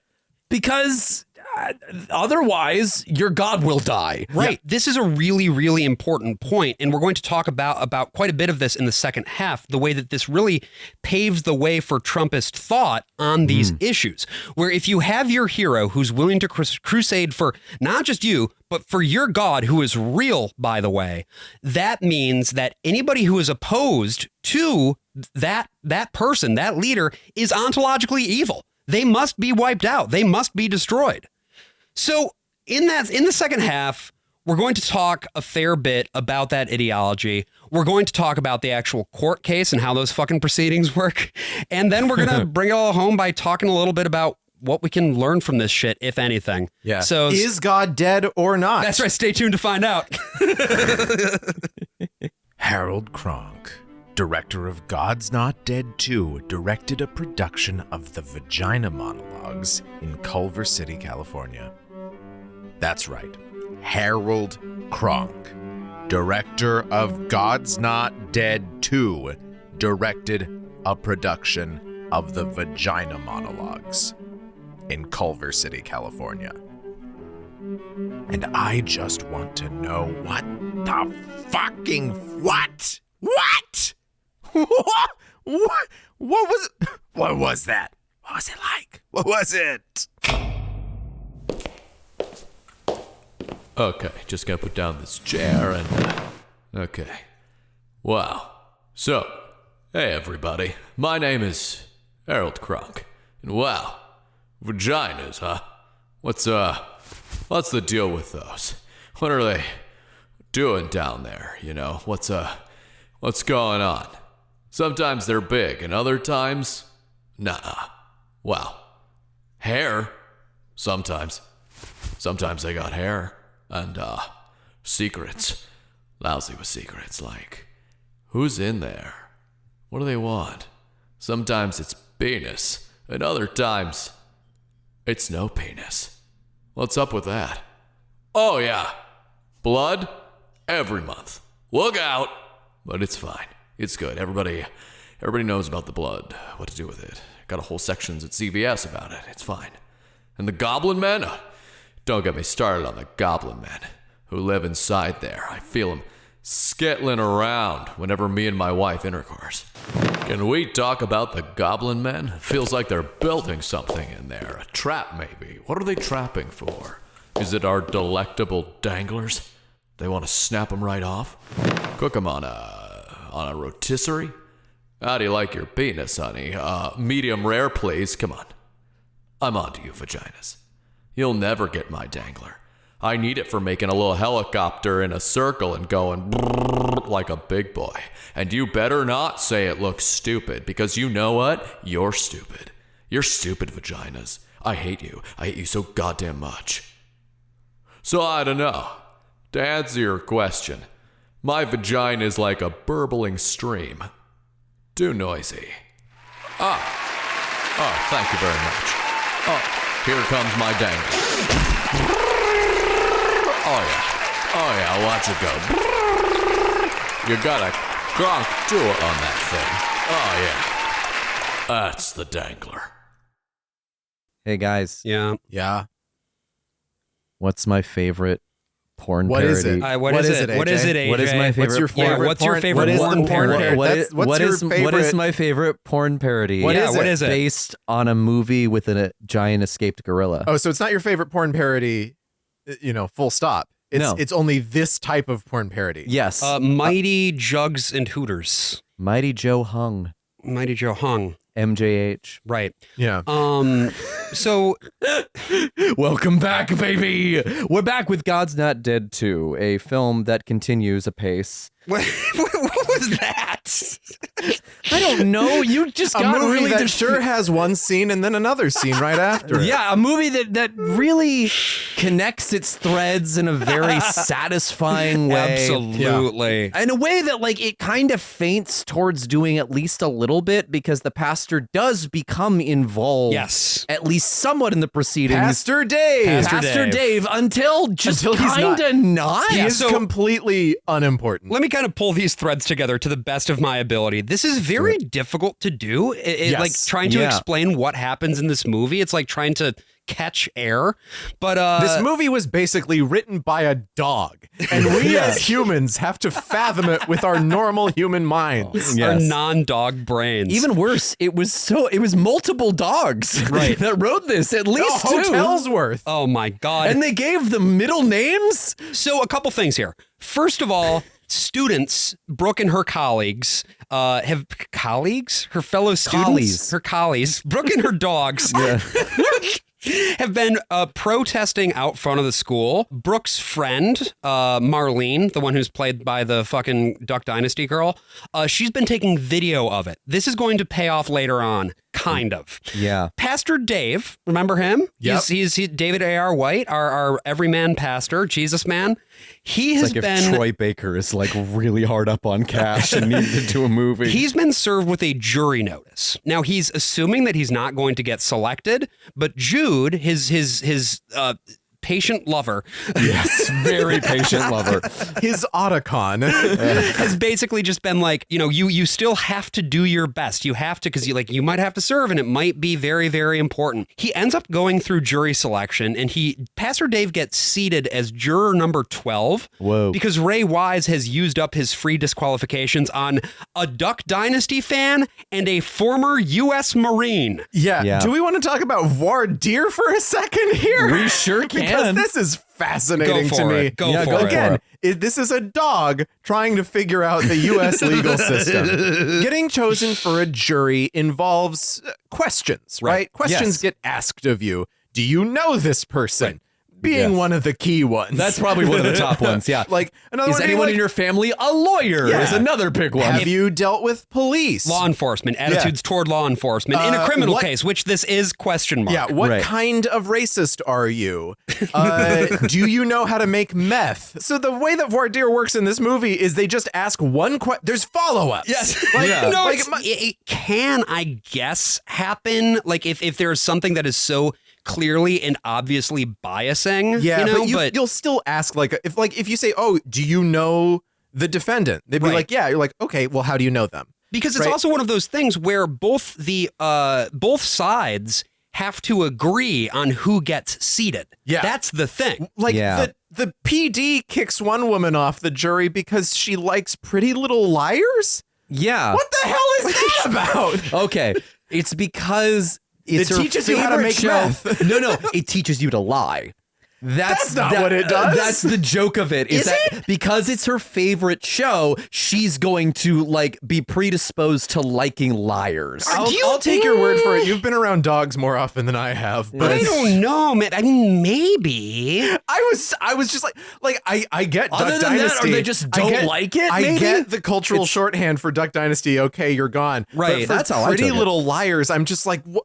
It's the lib show? It's the show that proves God died? Okay, so if it was like Gilmore Girls, I could see you disqualifying somebody who likes Gilmore Girls by that same token. Even though because Gilmore of Girls is a very conservative show, all things considered. Again, we're talking about prevailing ideas of what something signals. Sure. I don't think Pretty Little Liars signals anything in particular. No, but it's debaucherous.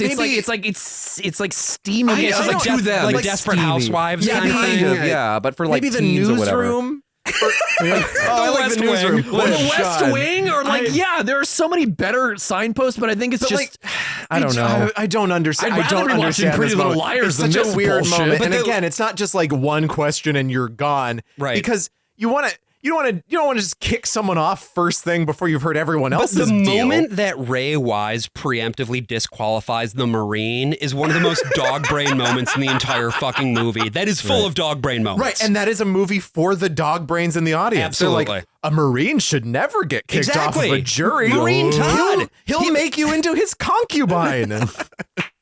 So now the court case is underway.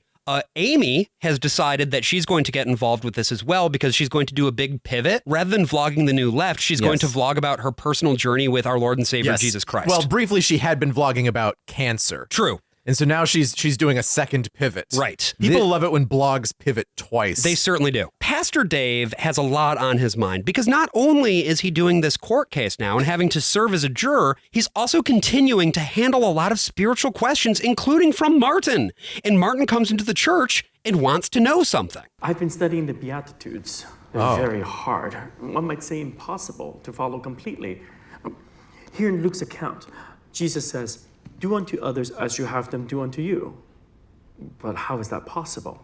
How can I react to the needs of everyone else the same as my own, even for one day, let alone my whole life? And how can I reconcile my inability to do so with Scripture? But then where it goes doesn't don't make answer sense. it. Yeah. Instead, Pastor Dave picks up the Bible and starts reading. What is that, Luke? Yes, 6:20. Jesus said to his disciples, And then we just get a bunch of "You who are unrelated poor shots to what's are being said in the blessed, voiceover. for the kingdom of God is yours. You who are now hungry are blessed, because you will be filled. You who now weep are blessed, because you will laugh. You are blessed when people hate you, when they exclude you, insult you, and slander your name as evil because of the Son of Man." So that reading is overlaid with what we were kind of hearing there, which is Grace wading through a crowd of like angry reporters who want to like own her with facts and logic. And the point then becomes not you should try to have empathy for others, even though a lot of them suck, which I think is what the point of that verse actually is. And instead it becomes people hate you because you're just too fucking good. Yeah. And that is one of the big thesis statements of this movie, that if you are a Christian, you're just so good.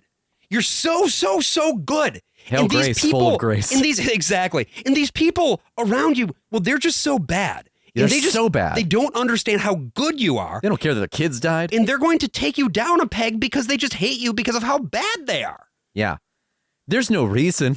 You haven't given them any reason. I mean, here's the thing, is that the whole time I'm sitting here watching Grace as a protagonist, and I'm like, you are the most annoying person I've ever met in my life. I don't actively, I'm not rooting for you because you don't want anything. You sit there and passively just take all of this abuse. He's like, I'm going to lose everything. I'm like, then do something about it. Then do anything. Right. Don't let your because they don't know how to make women protagonists in these fucking movies. Right. They don't know. They have to put it in big man shoes. I want to be fair. Okay. They don't know how to make man protagonists. I really don't think there's much light between their male characters and their female characters. It's not characters. like Josh Wheaton is a compelling. No. But what I'm saying. He does love his grandpa. No, but at least the men can do the one thing that they know how to write, which is get angry. Yeah. Grace is never allowed to be mad in this movie, and it fucking sucks, dude. Because she just has to be like, oh, well, maybe if I do this, then they'll see. And then maybe she'll get like emotional at one point, but she's like, because they don't understand how good God is. Yeah. Well, and anger is also the main register that the antagonist operates in, Ray Wise. Yeah. He runs into Tom, the do-gooder attorney, and we get this interaction. They really try to set this up too, my God. You know what hate is, Tom? I'm not talking about the fairy tale stuff. I mean real hate. Music, dude. Do you like Gladiator? I hate what people like your clients stand for and what they're doing to our society. And Stannis does too, even if he doesn't admit it. Well, the jury doesn't hate her? But that's a secret, Tommy. They don't need to hate her. They just need to see a tiny flaw in her. A half-truth, a small inconsistency, just a little bit of doubt. And they'll find against her. Nice shoes. Want to fuck? Yeah, see, so they set up this... Well, the shoes are cheap because he's a public defender. Right. They set up this shoes thing as if it's going to be like some big thing. And they also they make a comment. It's like, she's like, when she first sees him, she's like, you don't look like a lawyer to me or whatever. He looks exactly like a lawyer. He could not look more like a lawyer. Like a lawyer. Right. He is the most lawyer-coded motherfucker you'll ever see on screen. I like her image of a lawyer because she's in Arkansas. It's like F. Lee Bailey. He's like, where are your suspenders? But no, it's just that his shoes are cheap and the ACLU, which is, I guess lousy with money, notoriously. The ACLU. Yes. Well, and if you wanted to, you can start with that. Say, you know what hate is? What the ACLU lawyer could say to him, what this foul Romanian American could in fact do, is say, your client represents hate. Yes. Which is an actual line that people throw out regarding Christians and evangelical Christians. Yes. Right. And it wouldn't be necessarily relevant here, but it could be understandable why an ACLU lawyer would say that in this moment because of the bigotry of so many evangelical Christians. Exactly. Including the bigotry in several of the real court cases they cite at the end. Yes. Instead, he's like, oh, no. Not just any old hate. This is the kind of hate that only I feel as an ACLU lawyer. Because all this comes down to is, I'm a bad guy and I want to destroy good guys like you. And this is the other thing that's very important, that Grace and Tom and fucking Pat Boone, none of them experience hate. They only experience righteousness. Yes. If there is anything that, and to be very clear, none of these characters do or say anything overtly bigoted in this movie. But when you think about the kind of people who are going to be going and watching this movie, it absolutely is going to be people who will do, say, and think bigoted things and justify them to be like, well, I'm actually good.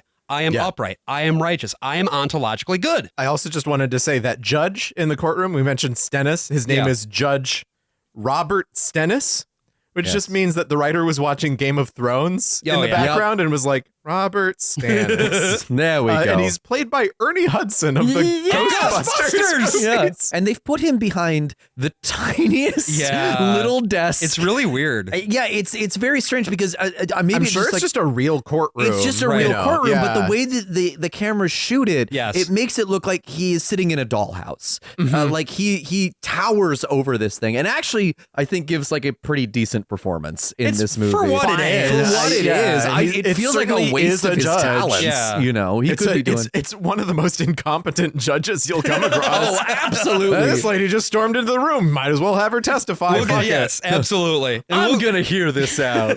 I'm a little prankster judge. So we'll get there later, by the way, folks. The big twist at the end. But now we are in court. Court time has fully started. That judge, he gives his orders to the jury. This basically includes an overview of the concept of the Establishment Clause, and Ray Wise also gives his opening instructions to the jury. Now ask any fourth grader, and they're probably familiar with the phrase separation of church and state. And that is guaranteed to us under our laws. The plaintiffs are the parents of a student in Miss Wesley's class who was subjected to hearing the teachings of Jesus Christ being favorably compared to the teachings of Mahatma Gandhi. We all know that Jesus is part of a particular religious tradition. Now, let me put it this way. I don't mean to offend anyone who may be a Muslim here, and I do not want to slight the Prophet of Islam, but if you would ask the me ACLU, they love Muslims. They can't stop kissing them. Can't stop. Of Islam, and I could come up with the answer with great speed and accuracy, and I could quote the proper surah or chapter.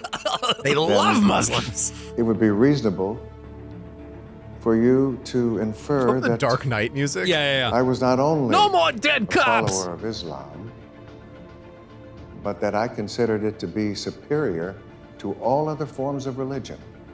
If I did this in a house of worship, that would be fine. But if I did it in an 11th grade classroom, in a public school, that would be preaching, not teaching. This is a really interesting, slippery piece of rhetoric here, and Big Joel talks about that in the YouTube video that I mentioned earlier. Like, if Ray Wise is wrong here, which we are to believe that he is, does that then make it okay for, as an example, Muslims to talk about their faith in class? Because if we follow the line of logic here, if he is wrong, that means that it's okay for religious people, specifically Christians, but also Muslims, to talk about their faith. That's okay. Faith should be in the public square. But that's not actually okay. So we're expected to have it both ways here? Like, it doesn't make sense. It doesn't go here. Yeah, well, I mean, there's so much about this movie that doesn't go here, but it is interesting that they think that they are making this very didactic point, and what they're actually doing is kind of making a half point and just saying we don't like Muslims. You know? Well, because the thing is, like, this is not a movie about a court case. It's not trying to tell a difficult story. Everything still has to serve the main point that they want it to serve. So they can't really get into the messiness of this. They do it a little bit later with the surprise witness thing, but like they can't really get into the legal reasons why this would be one way or the other. Well, and I think something that points to this is the counter argument that we get next, the opening arguments from Tom. I have here a copy of the Constitution of the United States of America and its Bill of Rights. Arguably the two most important documents in the history of our great nation. Arguably? But despite Mr. Kane's they do that a lot. impassioned They say rhetoric, allegedly, arguably. you know what you won't find in there? No matter how hard you look. The phrase separation of church and state. That's right. It's not in there. Never has been.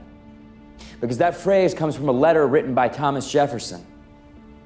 Now, ironically, Jefferson was writing to a Baptist congregation, ensuring them that they would always have the right to believe as they wished, free of government interference. But lately that phrase has been taken out of context. Oh, Twisted and contorted to mean the exact opposite. You know, one morning early this year, my client, Miss Wesley, she woke up as usual. She drove to work at her job as a teacher at Martin Luther King High School, a place where she was Teacher of the Year. Her lesson plan for second period AP History that morning, it didn't include any mention of God or Jesus. She didn't have a Bible sitting on her desk in plain view. She didn't start her class with a blessing. She didn't lead her students in prayer. No. All she did was answer a question. This is something I heard so often growing up. This is just like the repackaged sermon of, separation of church and state is separation of the state from the church. Right. But no, it goes both ways, because if you have the infiltration of the state by the church, then that means it's going to affect other churches. Right. This is not very hard to figure out. But this is one of those things where that favored evangelical interpretation. Yeah. The idea that this simply means that there's not going to be a state church, and that's really it. People forget that up until the 1980s, the idea that the Second Amendment confers a right to individual ownership of any firearm you want, that was a ridiculous idea. Well, and it was only because of the work of the Federalist Society and other organizations that they were able to try cases to bring this idea into common view. And the same thing, folks, is going to be happening very soon with the First Amendment. Right. So one of the big things that goes up against anti-discrimination laws, for instance, is that, well, a lot of these groups that discriminate are Christian. So what does the law have to say to abridge that? Right. You can't get in the way of their discrimination because it's a religious-based discrimination. If I believe deep down in my heart of hearts that God hates fags, you have to accommodate me. Right. If I don't want to adopt children out to gay people, then I shouldn't be forced to, right? I shouldn't be forced to provide hormone therapy if I'm a Catholic hospital. And since Catholics run like half the hospitals, because we don't have any state hospitals. This also then touches on abortion. This touches on all sorts of issues of bodily autonomy, because there is a group of people who do not believe in the concept of bodily autonomy and therefore consider themselves exempt from that piece of the social contract. And then, of course, this just leads to a form of religious supremacy based on whoever is past the post. And for the most part, this is just Christians, a broad range of Christians. It's Catholic and Protestant Christians. Right. Not really Orthodox, but they get to squeak by too. There's not a whole lot of them anyway in this country. But another example is like you look at like the Muslim ban. The Supreme Court just listen to the podcast 5-4 people. I think it's a very good way of demystifying what the Supreme Court is when so much of our own media apparatus is intent on forever mystifying it. They are the great mages who sit upon the hill and send down their wisdom. And the Muslim ban, which was explicitly a Muslim ban, it was stated before, it's not written into the law, but much in the same way that Thomas Jefferson wrote separation of church and state separately, you can use that in your interpretation of the law. They're like, no. Because this includes a couple of countries nominally in its ban, then it's no longer a religious ban. Meanwhile, they reverse on that reasoning for the COVID rules that then shut down churches. Right. Because those COVID rules were shutting down everything. Places of work, educational institutions, government buildings, and places of worship. But they're like, no, it doesn't matter that it's broad. It only matters that it's abridging the rights of just Christians. Yeah, it only not matters. Hindus, not Sikhs, not, It only matters that it's us. Yes. Because we're the ones who count. And I guess that's the thing. If you take anything away from this episode, that's the understanding that I want you to take away here, is that it is impossible for the white evangelical Christian to think about themselves in a broader context beyond themselves. They are the protagonists of reality, and therefore they seek to reshape reality in their own image. Yes, and that they are their own community, and that anyone outside of that community is not a part of their existence in this world. Unless they can be subjugated. Yes, unless they can be put under the heel. Right. It is very fascinating. I will be very fascinated to see what happens to evangelical sort of thought the minute these tariffs go into effect, and they are inconvenienced at all by the price of their goods going up. I think they'll just find someone to blame about it. I agree. Yeah, it's going to be the Chinese fault. Yeah, or just probably, yeah. Get rid of more immigrants. Right. Get more tariffs so that we can't import anything, and also get rid of the labor base. That's right. So that we can't grow anything. We don't want to. I want to be able to afford nothing, and I want to be unable to acquire anything because nobody is going to. The Lord wants you to eat the bugs. The Lord wants you to live in the pot. Get in the pot is my favorite Bible verse. So, just a couple other like plot pieces to gloss here. Then, sure. Glaze. Amy, the atheist, lady. The former atheist blogger, Remission cancel lady. Yes. She encourages Brooke to listen to her heart. The hateful union leader, union teacher, she snitches that Grace actually loves the Lord, which is a big moment in the court. She's like, oh, she's always talking about Christianity, and then the other judge is like, when? And she's like, I don't know.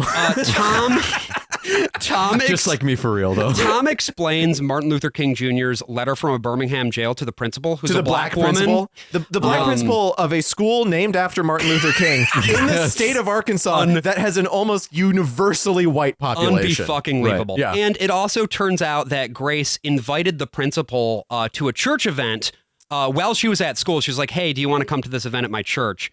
And she also accepts donations for a faith-based charity in her classroom. Yep. So, what a plot twist. What a twist in the plot. Like, they could turn this into an interesting story. They do have some sense in their head of like, we need enough evidence against her. But again, this doesn't end up being a court case about civil liberties. No. It ends up being about proving if God exists or not. Right. Well, because, again, we have to see if God's dead or not. Like, they could have done Inherit the Wind in reverse. Yeah. And they chose not to. Well, because they have not read Inherit the Wind. True. These people don't read. So, I mean, they do. Here's the thing. They do read. And the reason I know that is because there are at least 10 to 20 minutes of this film dedicated to getting you to buy a book. Yeah, but that doesn't mean that they read. No, I know, but here's the thing. These are not books you read. I think they do. I just feel like they read within a very certain context. Yeah, you're right. A certain bubble. And I know what that bubble of books is. And I understand why reading all of those books will never make your brain grow at all. Yeah, no, we went to that Focus on the Family bookstore, and we saw There's the kind of books that we read. All of those books. And what I've learned is that it will turn you into a horse pervert. That's true. Josh McDowell and Rod Dreher and horse perverts. God. Well, look, we'll get to those books in just a moment, but before we do... The Venn diagram is a circle on all those, by the way. I wanted to talk about a very strange scene, a scene that I think is one of the purest distillations of this movie's ideology. Yeah. So Pastor Dave, we jump back to him. He's at a restaurant with a bunch of other pastors. Yep. His waiter, by the way, is the car rental guy from the first movie. The car rental guy who is now a gay waiter. So, a gator, if you will. And he's an alligator. What other professions can we make gay? And find out in the third one. Fred Thompson, failed presidential candidate and longtime working actor. Fred Thompson shows up in an appearance, which, by the way, this movie was released right after he died. This was his final performance. At least he left it all on the floor. This is a long clip, but I wanted to pull it in its entirety because I think it's very important. Listen carefully to this. Yes, this comes out of nowhere. Nowhere. Listen carefully to this and try not to hear Spanish Flea. I dare you. Gentlemen, I don't want to spoil your brunch, but I'm hearing from a friend of mine in the prosecutor's office about a subpoena that just came down. Demanding that we submit copies of our sermons for the last 3 months. Copies of our For sermons. review. Can they do that? They tried it in Houston. So now the government can determine what we can and can't preach at our churches. Let's not overreact. I'm sure there's no ill intent here. Unfortunately, I think this is just... I think that is ill intent. We've been ignoring it, and now we're paying the price. This is just all the pastors from town? Don't forget the silent majority. Don't forget it. Okay. They just need something to stand for. So true. I'll admit there's pressure, but I think with time, this will correct itself. Okay. Forgive me, but I think you're wrong. Oh. I'm serving on a jury in a case right now that touches on these issues. Okay, Pastor Dave. Of course, I'm not allowed to talk about it, but Okay, thanks. one thing that it's convinced me of is that if we stand by and do nothing, pressure that we're feeling today is going to mean persecution tomorrow. What makes you so sure? Speed of change, viciousness of the opposition. The message of the gospel has us standing in the way of a lot of things that powerful people want. Oh, And which our resistance things? to change that message, because it's not ours to change, has made us a lot of enemies. Whether we admit it or not, we're at war. The war of Ephesians 6. Not against flesh and blood, but against the Oh, powers not of against this flesh and world, blood? Against the spiritual forces in the heavenly realm. Oh, shit. And if we insist on denying that, Oh, yeah. we've already lost. Oh! Wow. Okay. So, Brian. I've got some thoughts. Yeah, can you let us know Yeah, about some what's THOTs. going on here? Yeah. Okay. So, what happened in Houston, guys? He was like, oh, they're subpoenaing all of our sermons forever. It happened in Houston. It's going to happen here. Why they're subpoenaing all these sermons? It doesn't say. Yeah. It doesn't say at all. Turns why. out there's a reason. Yeah. Yeah. So what happened in Houston was that the city of Houston in 2014 enacted an ordinance. They called it HERO, Houston Equal Rights Ordinance. It's a non-discrimination law. Okay. It's just kind of your bog standard anti-discrimination thing, protections for racial minorities, sexual minorities, gender minorities. Not dissimilar from the constitutional amendment that voters just passed in the state of New York this past election. Exactly. And I love a good acronym. Yeah. And so, of course, this was one of the early cases that was derided as the bathroom bill, things like that, you know. So it was opposed, this anti-discrimination bill, because Texas has no such thing in the state level. This anti-discrimination bill was opposed by local pastors. Right. Who then worked on getting a petition to repeal this ordinance. They got 50,000 signatures, handed those petitions in, and only about 15,000 of those were legitimate signatures. Okay. What? And they needed a little over 17,000. Oh, that was actually a genuine surprise. That is so many fake signatures. That's a lot of fake signatures. I don't know if it's fake or if it's people who, don't live in the right area. I couldn't find any detail. That's a lot of invalid signatures. Yeah, I couldn't find detail on the actual court case or whatever. But so they didn't have enough signatures. So then the pastors sued. So then the lawyers that were hired out from a firm, they're not state lawyers, they're just hired for the case. No, they're defense attorneys, actually. They're Low-level public defenders. They're at the bottom of the barrel. The lawyers. But they're hunky. Oh, they're so hunky. By the way, these pastors are represented by ACLJ? Ray Weiss? No. ACLJ? That's like the Bizarre World ACLU. Oh, okay. No, Alliance Defending Freedom. ADF, that's the other one. Okay. And Alliance Defending Freedom was, of course, name-checked in the final credits of God's Not Dead 1. A lot. And, it shows, here are all the Alliance Defending Freedom cases. Donate money to the Alliance Defending Freedom. Generally speaking, contact them. When I don't know what ADLJ is, but ACLJ, American ACLJ. Center for Law and Justice. It's Okay, literally same thing. just Bizarre World ACLU. Them and ADF are the two and ADF is focused mainly on evangelical stuff, but not entirely. Yeah. Alliance Defending Freedom, they get subpoenaed from the state lawyers. These guys are like, okay, we're going to need, this is really normal stuff in most cases where you're going to be suing. They're like, okay, we need communication, we need emails, we need public statements that you've done, press conferences, and then because you're a public figure as a pastor, sermons. Right. This was probably not a good idea strategically. I wonder why. And eventually this gets, the mayor steps in. Houston at this time, when they passed this law, has a lesbian mayor. This is the fourth largest city in America. It's the same sort of dynamics that you get with any urban population in the United States. It's not as red as the surrounding Texas. Right. And so obviously, there's some chicanery going on with these pastors. They're using their platform in a way that is technically not probably legal. Sure. But at the same time, churches and especially in New York City, synagogues can operate with impunity, right? When it comes to this sort of election engineering, forcing people to sign petitions or voting a certain way, which again, that's illegal to do. Churches can just do it anyway. Right. Because they have the bully pulpit. Well, and this is the thing. All of this setup is talking about, although they aren't going to explicitly tell you what's going on because that would give the game away. Yeah. These are all cases of Christian churches operating in bad faith and probably breaking the law. This is a lawsuit filed by these pastors. And so for discovery, they are giving their information because that is part of this case. This is Right. not just, I'm doing my thing as a pastor today. Oh no, I have to hand in all my sermons. That's what happens with Pastor Dave. Is Right. he's basically issued a summons where he has to go to the local bureaucrat ? And give him an envelope full of sermons. Also, no self-respecting Southern Baptist pastor, at least, would ever write their sermons down. So Those guys true. are the That's most so true. off-the-cuff, So true. incoherent motherfuckers on this planet, and it is a point of pride for them. Yeah, they get a transcript of the sermon. It's like, well, this is nonsense. Exactly. There was a time. I mean, there's a reason that they love Trump so much. Yeah, there was He's a got the same reason approach. when I came home and it was Christmas and my parents dragged the three of us off to church again. This was like 2019. And it was like just before the pandemic. Sure. And I just decided I'm going to take notes on this sermon. I'm going to actually listen to this for once in my life. And I took 3 lines of notes.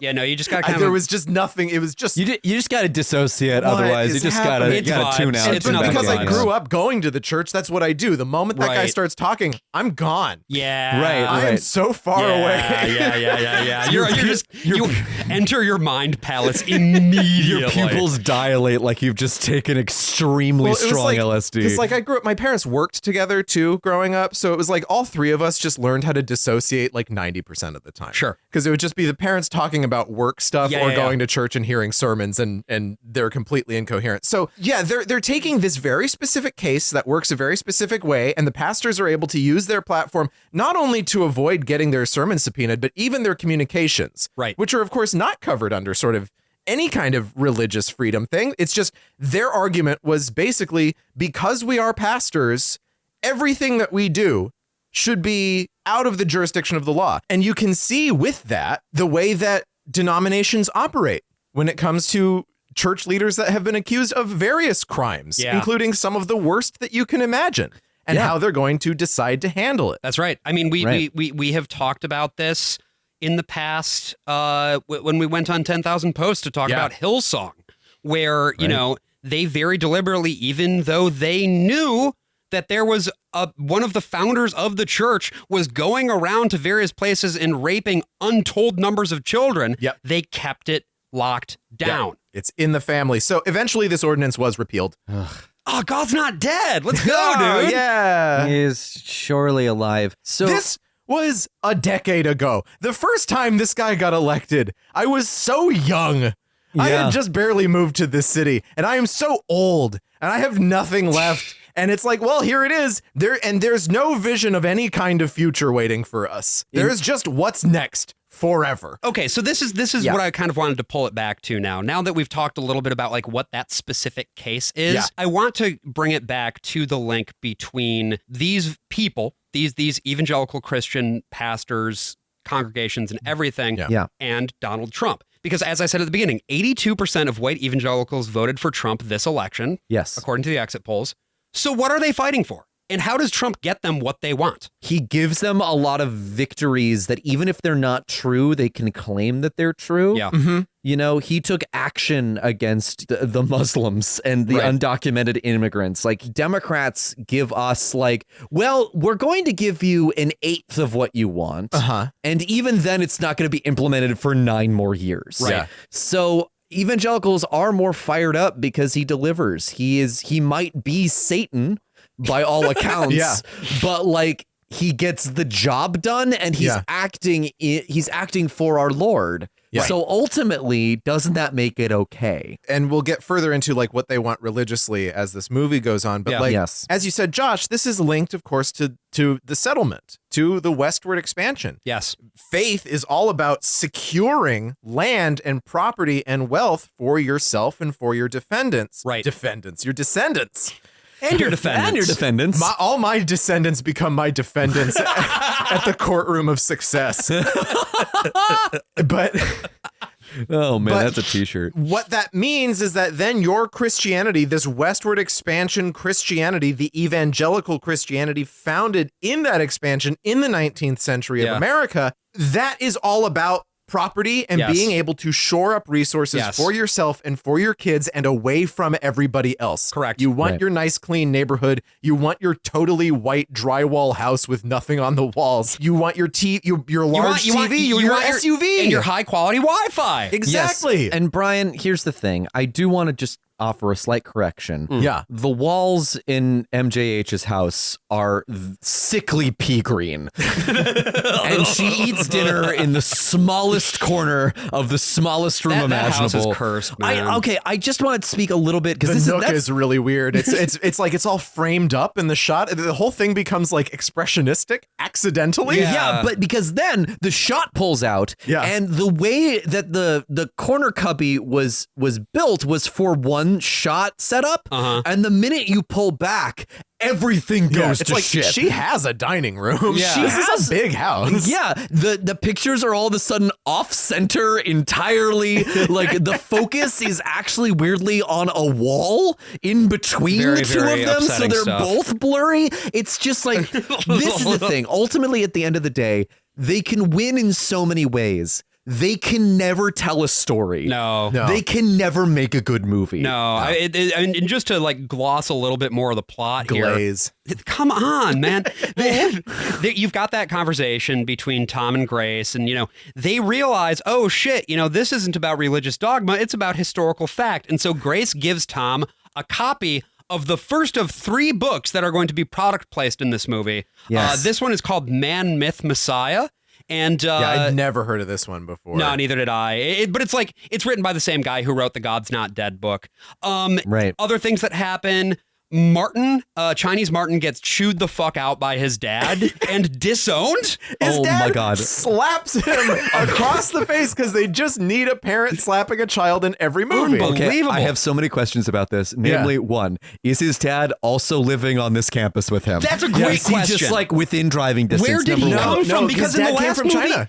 he was in China. I mean, he was very clearly he was in the Arkansas part of China. He was in a Chinatown, like clearly in the shot, but we're supposed to believe that he is like in mainland China. He's flown all the way over just to slap the shit out of his son. Yeah, well, he's a higher up with the party. He's like a very wealthy guy. And this is another thing that's core to what this movie is, because they're establishing what the ACLU is, which is communist. Right? They're establishing what your local Little Rock bureaucrat is, which is communist. Right. And so Chinese Martin comes from a Chinese communa. Right. And his communist dad is like, you can't become a Christian because A, that's a crime against Confucianism, and B, it's a crime against communism. Right. Because they're saying, if you get rid of God, if you remove God from the equation, then this entire country is going to turn Chinese. Right. Yes. Right. It's going to be 300 million Peter Sellerses walking around. And you know how you know he means business? Because he slaps the shit out of his son. No, because he enters the room and crosses immediately to the window. Yes, that's right. Without acknowledging his son. Facing the window. First of all, classic how did he fucking get bit in of the staging. room? Doesn't matter. So He's funny, going to that dude. window because That's he so wants funny. to see what the outside Oh looks my like. God. It's so bad. I just came from there. This, by the way, takes Martin. Is it still the same? This takes Martin to Pastor Dave's church, where he meets Brooke and notches his first conversion. Brooke becomes a Christian. They blare like the worst like Christian music in the background of it's it. not the worst. I mean, it's pretty bad. It always gets worse, AJ. Yeah, it does. It does always it's get what worse. Dante learned when he was hanging out with Virgil. But It always now gets I want worse. to pull us back into court if we can. Yeah. And let's talk a little bit about a man known as Lee Strobel. Fuck's sake. Because this next bit, Spanish flea intensifies tenfold. Spanish Lee. Like, you might think that this court case is going to revolve around, I don't know, the particularities of teaching or the general academic landscape. Freedom of speech, Freedom maybe. of speech, anything. Yeah. No, the next 40 minutes of this movie are about proving that Jesus Christ was a real guy who exists and is my friend. And who loves me. And this is Lee Strobel, the author of the book The Case for Christ, giving testimony. Forgive me, but you're a believer, are you not? A Bible-believing Christian? Guilty as charged. So, wouldn't this tend to inflate your estimate of the probability that Jesus existed?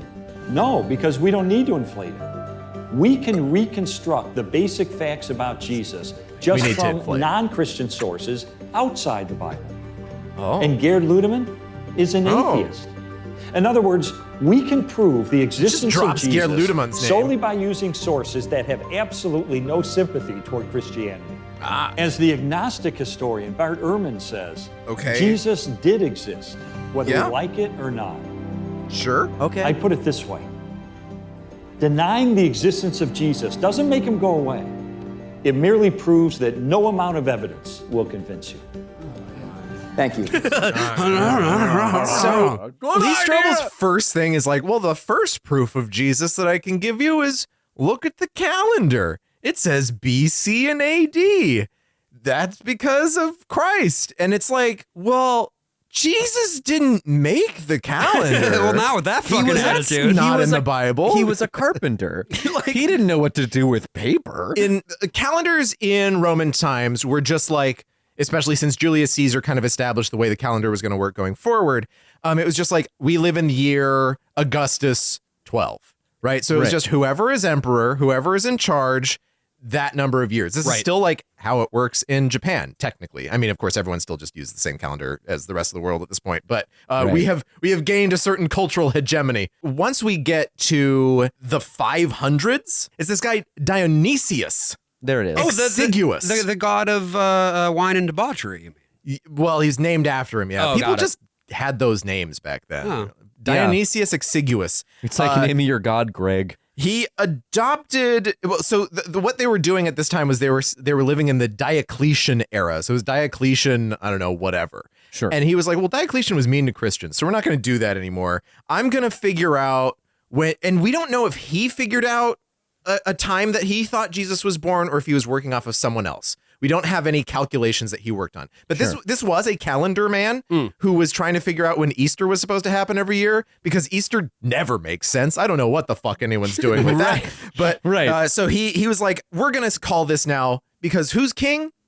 God. So this is the year of God. Anno Domini. This was 500 years after Jesus was around. And BC, so this is retroactive. Yeah. This was okay. So we'll kind of put it around here. Jesus was probably born like a couple years off of whatever year one would have been. Right. There's no year zero. The idea of BC, of counting time backwards before the Anno Domini years, wasn't even really figured out as a solid idea. Widely used until the 1600s. Oh, sure. Because then they're like, well, we have to figure out what happened before. Yeah, right. And instead of being that? like AD and having a bunch of different categories, you just have two categories. But it's clean. It's like, these are the sorts of things that you can easily be like, you do 2 minutes of research and it's like, oh, that's why AD or CE as the woke would call it. And then BCE. Yeah, that's what I remember. That's why these are concepts that exist. We had to create these concepts so that we could better understand time. Yeah, and they were created by Christians. Right. It's like saying we know that Jesus exists because Lee Strobel exists. And it's like, well, no, not really. Like there are other ways that you can take a look at this, but it's that doesn't make any sense at all. And also, to be very clear, none of this is relevant at all to the facts of the case in any way, shape, or form whatsoever. So what's actually going on here? What is this movie doing? What am I, the viewer, the good Christian viewer who has sat down and is about to vote for Donald Trump in 4 months? What am I supposed to take away from this? Winning and whining. You can't stop whining, otherwise you'll stop winning. Yeah. Yes. It's you have to keep this going. You have to perpetually be the victim, no matter how small any kind of imposition is on you. Everything is life or death. So you have to say anything that hurts me because I have kind of abridged the law here or there. Again, she hasn't committed a crime that's going to actually land her in a criminal case. Right. She's going to lose everything against a school because of certain things regarding free speech. But no, this means that they're going to destroy all of Christendom if they do that. It's insisting that your fight here is with the legal system, is with other people. As we heard at the end of the Fred Thompson scene, you had Pastor Dave being like, our enemies are not of flesh and blood, as in the Bible, as in the war in Ephesians 6. And I want to take a very small look at Ephesians 6 here. Brian is picking up a physical Bible right now, I am folks. picking up a very large Bible. But good news, he has written the quote in the front of the Bible, as you always should with Bibles. My HarperCollins Study Bible, written in the New Revised Standard Translation. Oh, and RSV. Yeah, I mean, I'm going to be honest, this Bible looks like it's been through some shit. It's been through some shit. You know how this happens in New York too. In Michigan, sometimes you get these really freak rainstorms that are really hard for 5 minutes. Yeah. And when I was in college, those would always happen when I was on the way to a class. Oh, sure. And so I have some books that just got totally soaked because of 3 minutes walking through the rain. But not soaked enough to actually destroy it, just enough to fuck it up a bit. Yeah. So this very fucked up Bible, in Ephesians 6, this is the passage. After all of his notes about being good to your family and being a good slave, Be strong in the Lord and in the strength of his power. Put on the whole armor of God so that you may be able to stand against the wiles of the devil. For our struggle is not against enemies of blood and flesh, which is just an old term meaning people, but against the rulers, against the authorities, against the cosmic powers of this present darkness, against the spiritual forces of evil in the heavenly places. Therefore, take up the whole armor of God, that you may be able to withstand on that evil day, meaning the oncoming apocalypse, Sure. and having done everything, to stand firm. And then he describes what the armor of God is, which is, of course, purely metaphorical. It's the word of Jesus. It's truth. It's righteousness. Well, Bible Man wears that shit physically. That's we'll talk true. about him. But also, it's on sale at the Focus on the Family bookstore. I saw it. And what he's saying is, your enemies are not people. Right. They kind of, you can kind of isolate, the authorities, the officials, but he's talking about demonic authorities and officials. He's talking about, he's on some Frank Peretti shit. Yeah, because he's saying, because this is what Paul believed, the world is going to end in your lifetimes. Right.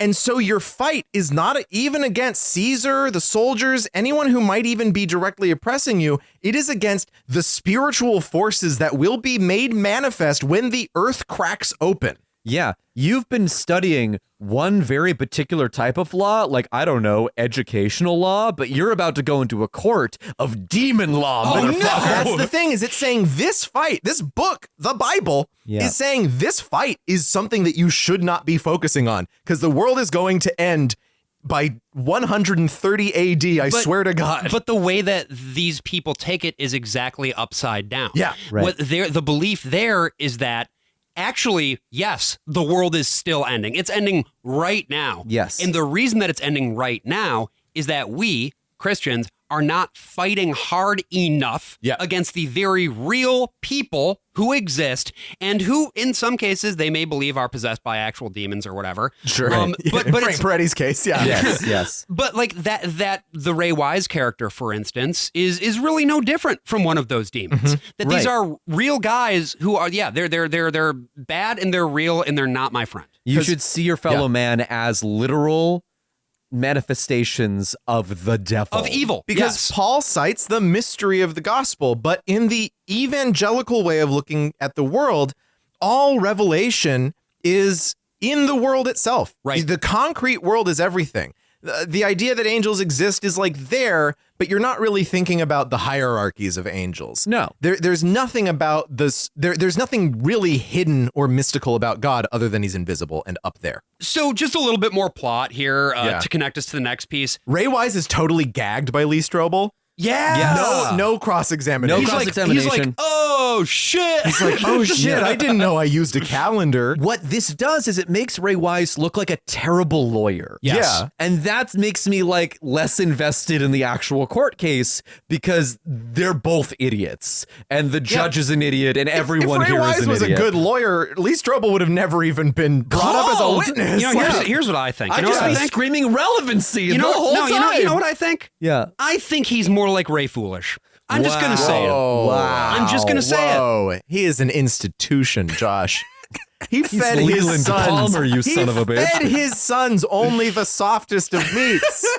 Does a foolish man do that? So he calls up another He does. witness. There's a little bit more of like plot bullshit here. It mostly is to do with Pastor Dave and his fucking letters. He actually ends up collapsing in court, Pastor Dave does. Yeah, his appendix bursts or some shit. And so he has to get replaced with this sort of like punk looking girl. She's got like black makeup and blue hair, and it's like, oh but no, she has a cross tattoo on the back of her neck. Which we only know that. We only know that. Yeah, we only find that. Don't judge a book by its cover. You know, it's true. So true. So true. So true. Also, her makeup changes to be more conservative over the course of the film. There's also a guy in the funny. jury who has a tattoo on his big fat belly, and it wiggles around like marmalade jelly. But it says Jesus saves.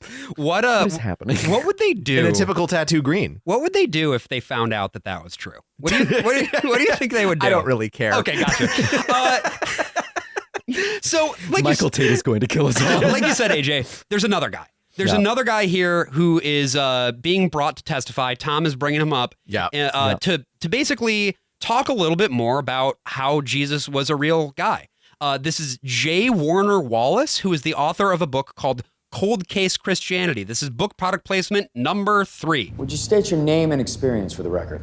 My name is James Warner Wallace. I'm a retired homicide detective from Los Angeles. Sounds like someone County. George Sr. would And hire are you to the teach his author of kids the a book lesson. Cold Case Christianity? Yes, I am.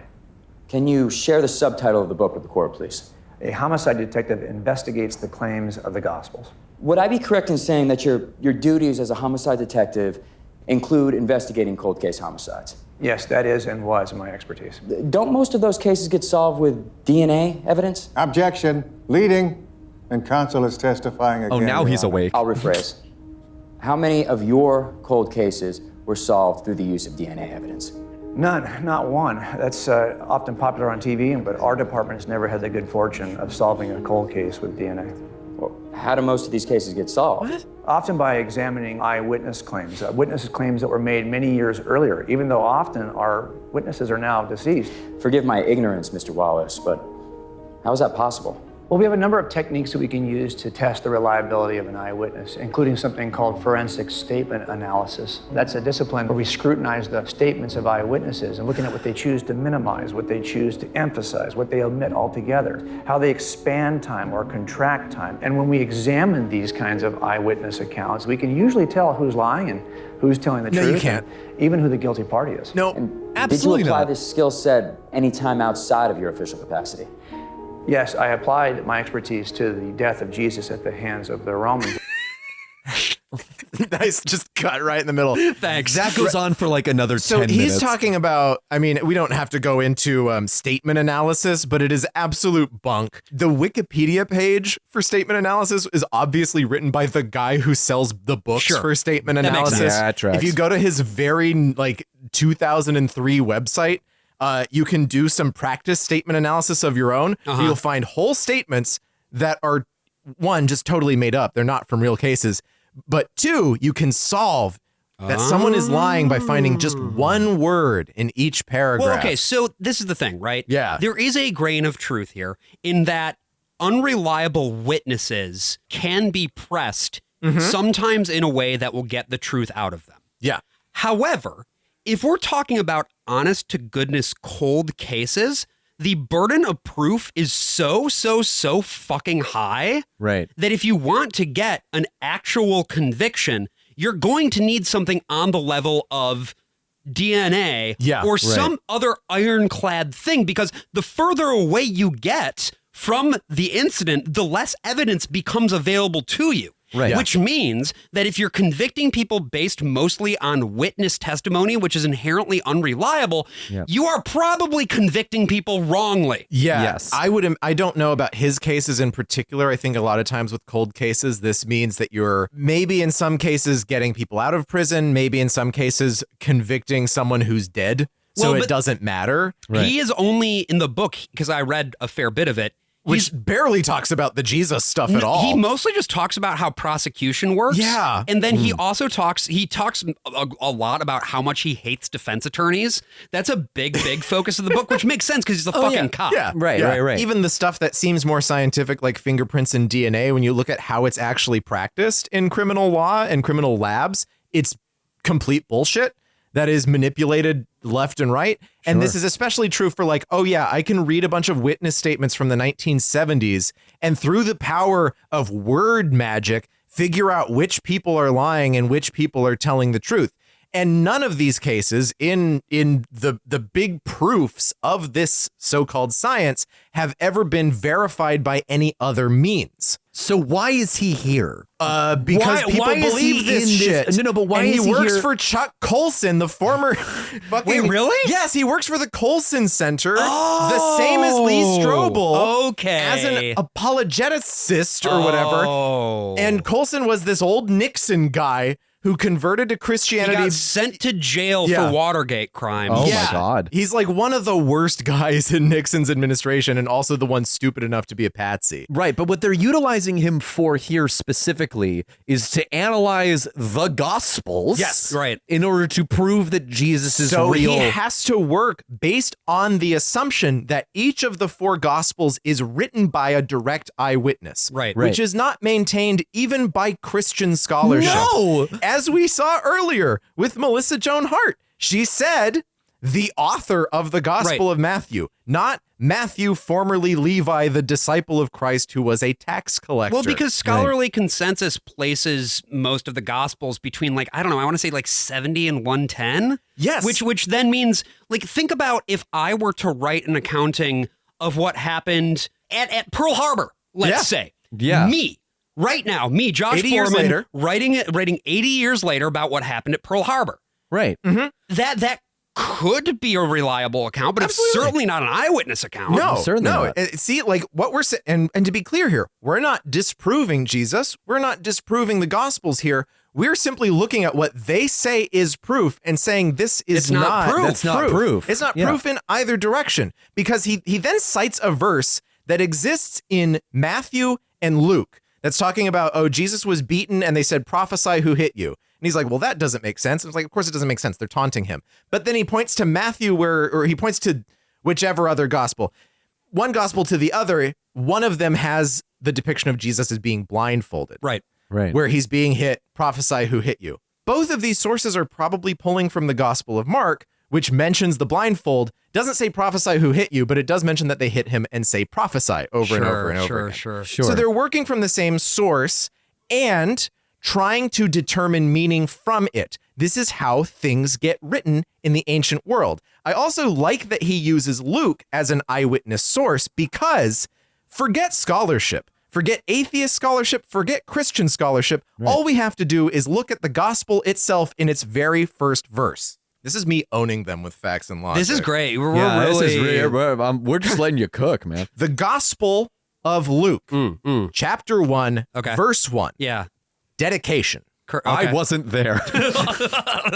Since many have undertaken to set down an orderly account of the events that have been fulfilled among us, just as they were handed on to us by those who from the beginning were eyewitnesses and servants of the word, I too decided, after investigating everything carefully for a very long time, to write an orderly account so that you, most excellent Theophilus, may know the truth concerning the things about which you have been instructed.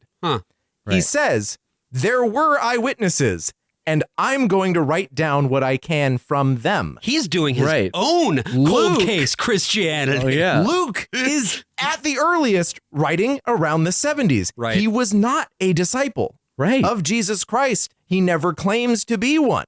And this is all, like, we could do this shit all day. For pretty much every point in this movie. And because this is the thing that I want to point up. Like, yes, all of this is ridiculous and facile on its face. Right. But that's kind of the point. What they're trying to do here is not build an airtight case. What they're trying to do is, for the people who watch this movie, give them a set of talking points that they can use when they go out there, and they can be like, hey, did you know that, you might think that Jesus wasn't real, but did you know that actually I saw this movie and there was a man in it and he said that they were all eyewitness accounts. And it's just like, it's like in a court. It doesn't make sense. But that's the thing is, like, it doesn't prepare you to actually witness to other people or prove God. But that's by design. It only exists to anesthetize you as a Christian into just being like, I'm so right. They're wants so wrong. to convince you of your own rightness. That is what all of this is for. Poorly written. There's plenty of good historical cases for why Jesus existed. Yes. He definitely existed. Yes. That doesn't prove his divinity, first of all. It doesn't matter in all of this. Right. You don't have to do this. That's not how people arrive at faith. Well, in the first- exactly. That's not how the characters in this movie This is arrive this at is faith. the other thing that's so strange to me, is like, there is this desire to create this very logical, linear proof for something that cannot be proven. And this is something that is also talked about repeatedly in the Bible, what the point of faith is. Faith is being sure of what we hope for and certain of what we do not see, right? Yeah, I thought the point where he literally said that, like, we have proven with evidence that he existed. And it's just like, okay, cool, bro. And I understand within the context of the movie, it is an AP history class. Yeah. So they're like, look, as long as we can prove that Jesus is a fact, right, that means they can talk about them. I understand where this line of reasoning comes from within the structure of the film. That's more than I understood, actually. yeah. So I get what they're trying to do here. The thing is that it's all smoke and mirrors. Yes. Because the question is not, does Jesus exist, and therefore does talking about him in class prove, like in a history class, is that allowed? Right. It's that, is talking about religion allowed on school campuses? And the answer has always been, of course it's allowed. That's how you learn what fucking history is. The bigger problem that is revealed in this film is that she has taken this child off of campus because all these adults keep hanging around minors who are not their kids. Exactly. Taking them out to brunch. This is where it gets buttering them weird. up for the Lord. And it's like, get away from these kids. They're not your kids. This is what happens here is that Brooke, our sort of protagonist here, the child, the teenager, right? She makes a sudden surprise entrance into court. It's like, have you called your last witness? And it's From like a surprise door? And then it's like, is it a door that we didn't know existed? It's the veranda. And it's the busting in door. And so this is what happens. Mr. Endler, your next witness? We don't have one, Your Honor. Whoa! She didn't do anything wrong. She was just trying to help me. Brooke! Order! I'll have order! Order! Your youth is no excuse for disturbing the sanctity of this court. But this case is supposed to be about me. I'm almost 17 years old. It's not like I can't think for myself. I just don't have the right to speak. Brooke, what are you doing? Not unless you are called as a witness, young lady. If I put her on the stand, what am I going to hear? Then she asked a question and I answered it. Your Honor, we'd like to call Miss Brooke Thawley to the stand. So he's allowed. This just happens. This is fine. The parents don't have a say in this. The judge. She's a minor. The judge is okay with her busting into court, of course, because busting makes him feel good. That's true. That's so true. He's a buster. So true. He's a ghost buster. And Ray Wise then decides to just end this child's whole career because it turns out you'll never go to an Ivy. It turns out that Grace did indeed mention Christianity to Brooke in the context of the Nameless Brother. We saw this earlier in the movie, and this is how that gets unpacked. After all of your Bible readings, do you feel now that you're a believer? Yes. Maybe even a Christian? Yes. At the risk of seeming redundant, do you think any of this, the Bible readings, the question about Jesus in class, the newfound commitment to Christianity, is it likely that any of that would have occurred without Miss Wesley's direct involvement? No. It wouldn't. I thank you for your honesty. No further questions, Your Honor. So this, as I said, is a fully speculative line of reasoning. Yeah. It is fully irrelevant to the question at hand. It is entirely unclear how Ray Wise knew about any of this. But the thing is, in the eyes of the filmmakers, it doesn't matter. It doesn't matter whether or not any of these interactions were or were not evangelistic, right? Whether we're talking about in the classroom, outside of the classroom. In fact, if it was evangelistic in nature, that's good, actually. Right. Right. That's what it comes down to. Is it's not just about our freedom to practice religion. We have to be able to do more. Right. It's inherent in our religion to have to spread it to everyone and to even subjugate the other religions. That's and right. If you don't let us do it, you're a bigot. Right. It's like they're an Israeli football club. There is actually some joy for me in seeing like the turn in this movie where things kind of go to shit for our protagonists, because I'm just like, yeah, I kind of want these people to suffer just a little bit for profoundly wasting everyone's fucking but time. They suffer in the weirdest way. Yeah, it's very strange, because what ends up happening is an instant mistrial. Yes. Tom comes in, sexy hunky Tom. lawyer. He comes in lawyer. wearing a proper suit now that he right? stole from Suits, and he just starts berating Grace. This is what that sounds like. Yeah, so he calls her up to the stand. To she testify. says no, and then she Tell doesn't. us, Grace, under penalty of perjury, what was the question that God presented to you personally that night on campus? Answer the question. Answer the question!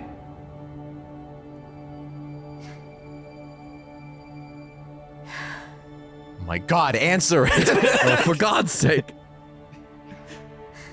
Who do you say that I am?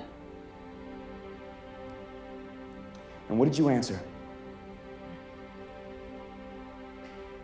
You are the Christ, Okay. the Son of the living God. Sure. Okay. Grace was converted by a church sign, by the way. She was walking Right. by a church There you sign and have was it. like, oh, I'm Christian now. There you have it. Your Honor, I think we've all heard quite enough. Miss Emily, I sure have. are you looking to change your client's plea? Plea? No, Your Honor. I say she's innocent of all wrongdoing.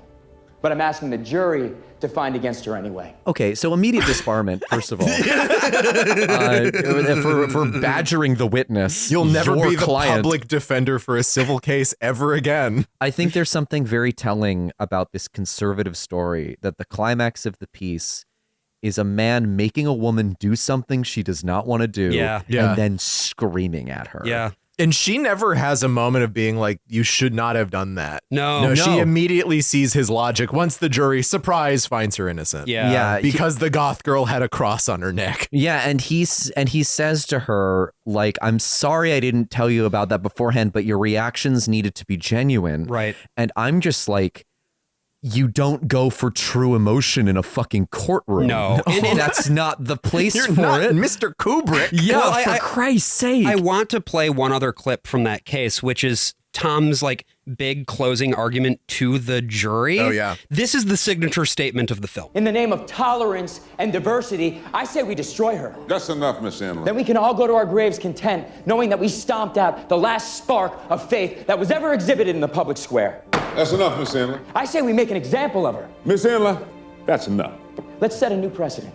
That employment by our federal government mandates that you must first announce any belief system you have. Miss Emily, that is enough. You are out of order. And if someone slips through the cracks and hides their beliefs, I'm running out of ways then to we say arrest stop. them and fine them.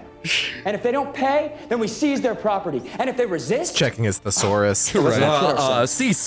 enforcement is always at the end of a gun. Mr. Emily, you're out of order. I charge you with contempt. I accept It's the like, oh, yeah, I can do that. because I have nothing but contempt for these proceedings. Damn. Oh, If got we're him. going to insist that a Christian's right to believe is subordinate to all other rights, then it's not a right. It's not. Somebody is always going to be offended. Oh. 2,000 years of human history proves that. 1,000 years of So I say we Christian get on with supremacy it. throughout Europe, you mean? Recite the law, charge the jury, and send them off to deliberate. So be it. So I think this is really interesting because so often I will hear people asking, why do evangelical Christians seem to act in a way that would be in accordance with what seem to be the precepts of Christianity? Right. Yeah. And it's this. They can only conceptualize of a world in which everything that exists around them is in line with their interpretation of their religious dogma. Right. When you have that world, there is no room for dissenting voices to also have a say, because that gets in the way of objective truth and objective good. All of the good, all of the morality, everything that can be considered to be something around which a society should be ordered comes from the first principles of what you believe to be true. Right. Yeah, and I mean, this is a small point, but he's held in contempt of court and then never goes to jail. Because apparently, It all if works your out, and the judge is like, "Oh, okay, if your yeah." client wins, Well, he's just that contempt just goes away, He's just man. a really cool guy. He's just a really, Bustin makes him feel so good, So you good. guys. So good. Yeah. No, Josh, I think you're right on the money there. It is just a complete inability to empathize. What really strikes me about this rhetoric in particular is how Facebook post it sounds. Yeah. How like the all of a email sudden, forwards. Yeah. out of no, he's making a pretty good rhetorical point about, I mean, it's wrong, but like, Sure, you know, yeah. he's following a straight line for a while, Yeah. and then he just brings in somebody will always be offended. Right? Which seems out of complete left field. Yes. Until that's what their oppressor actually is. Yes. Is someone once told them Hey, that bustin' didn't feel good for them. It really Yeah. is. It's like, hey, that's fucked up. Maybe you shouldn't say that. Yeah. They made you feel momentarily uncomfortable. And that's what a lot of this is about. It's like they've never known a true moment of uncomfortability in their lives in terms of just like them being persecuted by a larger thing. Correct. Right? They've been in power. Yes. They can only understand personal aggrievement as oppression. And those are two very, very different things. And it has blinded them to the real oppression that's coming, which is Catholics. Catholics have completely taken over the Supreme Court. Yeah. Even Trump's handlers are turning him Catholic without his knowledge. They're posting Catholic memes on Twitter. They're the putting little ascension of the saints new on his right desk. are people, waving Vatican flag emojis in their bios. And who oppressed the Anabaptists? Who oppressed the Lutherans? Who oppressed the real Christians in the world from the dawn of the religion? But Rome. It's and the Roman Pope Catholic in Rome. Church. Yes. And so yes. they have set themselves up to be the catamites of these frocked perverts. The desk in the Oval Office is just riddled with rosary beads. It's coming. It's coming. But I also just want to be very clear about something. This is not to say that evangelical Christians have never suffered before. People go through under Catholics. Under all sorts of shit. Man. What we are talking about is systemic oppression. Yes. Yeah. Which is something that they believe they suffer every single day. And the thing is, it's what we were taught growing up. And under the coming administration, they're going to get so much more annoying about it. Yes. That's the thing. Win and whine. Because Never the grievances stop whining. are going to get smaller and smaller and smaller to the point where it's going to be like people's lives are completely uprooted and they're going to be complaining about how they're paying $10,000 for a GameCube. And now. because their security of property is their faith. Yes. And if they lose that security in their property, that means that their faith is under attack. Right. In the same way that them not having their ability to proselytize at school is their faith under attack.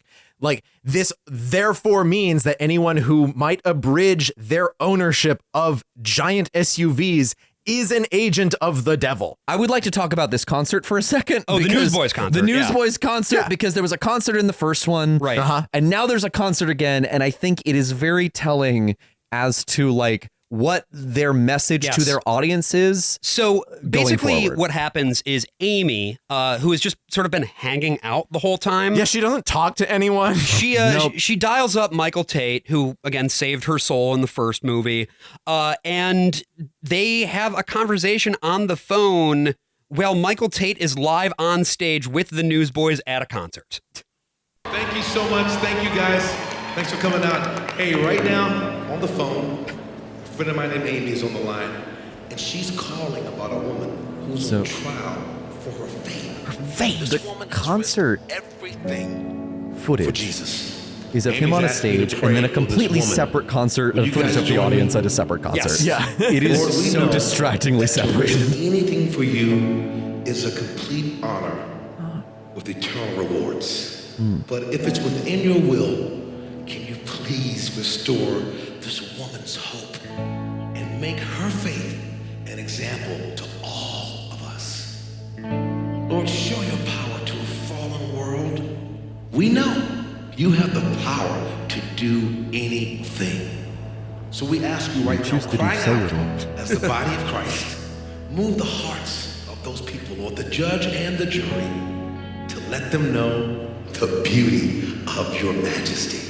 And we all said, amen. Amen. Great. Thanks, Mike.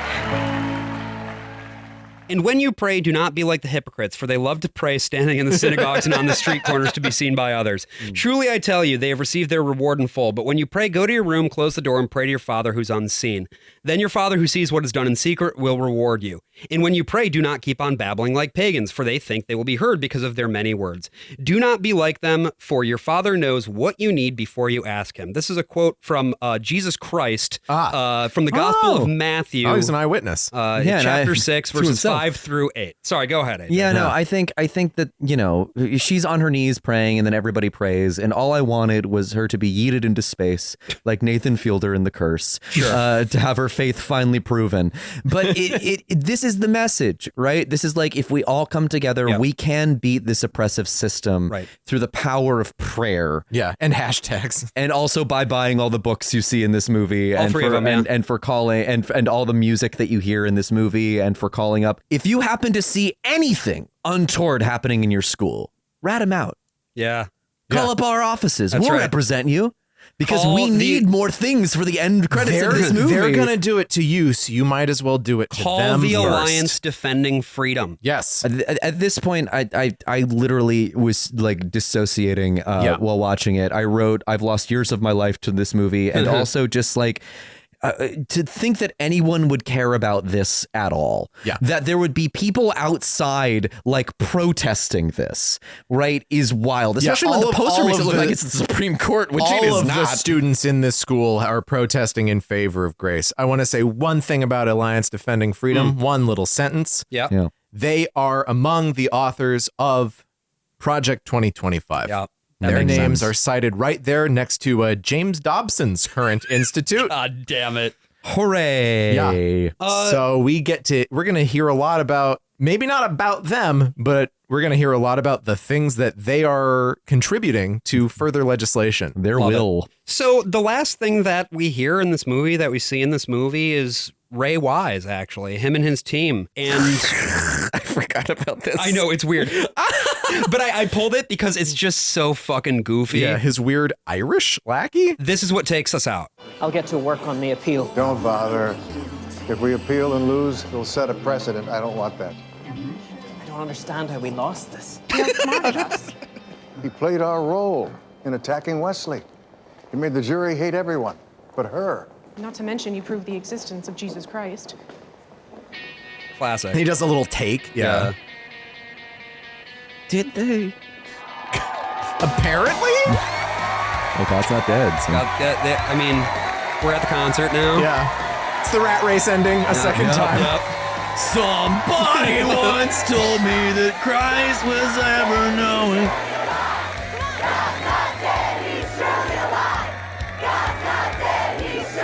It's not even in the rhythm of the... Oh, God.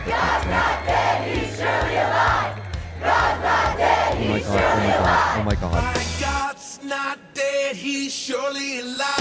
And then it's like, here's what you're supposed to tweet after you watch the movie. Here's the hashtag. And then there's a post-credit scene. Yeah. Because, Pastor Dave, who was a juror and then he got appendicitis, is getting wheeled out of the hospital. He goes back to the church with Jude and Chinese Martin. And he gets arrested. Because he didn't submit his sermon script. And he gets in the car and Samuel L. Jackson is in there with an eye patch and putting an initiative together. And so, that leads us to the ever more serialized God's Not Dead movies, starting from number 3, continuing to this year's number 5. God. I didn't even know you could go to the bathroom that many ways. I've obviously been thinking a lot about what it means to fight as a result of the events of the past week and beyond. And I guess the one thing that I took away here from this movie, above all else, is that they show the whole playbook. They're not subtle, No. They're not capable of subtlety. These are, and I'm going to say it straight, like, these are very stupid people. Yeah. There's no, I think that there's a tendency among a lot of people to think that, like, the Christian evangelical right is playing 4-dimensional chess, in that they're like, oh, well, they've got a real secret plan. But no, this is the plan. This is it. Yeah, this is the whole you can thing. just do a lot by brute force. Right. Yeah. And if you can see from this movie what that brute force looks like, it's not a coincidence that everything that is set up in this movie pays off in the 2016 election of Trump. And similarly, all of the things that we've been seeing them build and put out, whether you're talking about Project 2025, God's Not Dead 5, all that shit, points to what's going to happen next. So it's not comforting that we know what's going to happen, but it's at least useful it's the difference between 2016 and 2024 for me, which was blindsided, which with, now it's knowing. Yeah. And it doesn't make it less scary, but it does calm my mind in a way that was just not possible, 10 years ago. Yeah. You got to know what the future is. You got to be able to face it head on. Yep. You got to know what the strategies of the people who are Satan. In the Bible, the term Satan just means adversary. Yeah, the tempter, the adversary. These people are your adversaries. Yeah. They are your Satans. And your own personal Satan. And the people who made this movie, they don't know how their Satans operate. Right? They think that they're just going to hire a Romanian American guy to try to disprove God in a courtroom. Yeah. There's no need for that to take on their agenda, and nor would that accomplish anything at the end of the day, right? There's not like a single court case that's going to just make Christianity stop. Yeah. But we as their Satans, they as our Satans, we can at least learn a little bit about what they think. And yes, you might be shocked at just how imbecilic it all is. Because what all these debates about where do things go, what actually speaks to people, it's pretty nebulous. It's not about who's smartest or who's the better rhetor or whatever. It's just about money, power, and to a degree numbers. Yeah. And we got to find the way to harness numbers. You got to find the way to, I guess, get money. We got to find, and if you can't do that, then you're going to have to shore up the resources that you have around you and figure out what those are going forward. And I will also say, we've not only been here before, we never really left. Yeah. Yeah. This has been the Trump era throughout all 4 years of Biden.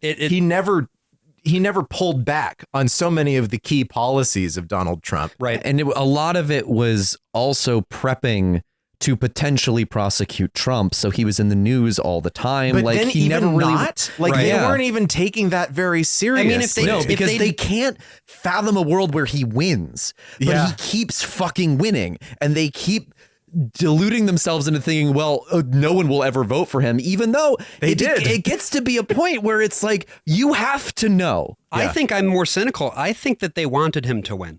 I think that they make more money that way. I think they believe that the institutions, the norms, and so forth that we have in place will be sufficient to protect against the worst excesses of a second Trump term, because if they were serious about getting rid of him, they would have fucking done it right after January 6th, and they didn't. And regardless of whether they want him to lose or not, my opinion is more that they don't lose anything either way. Right.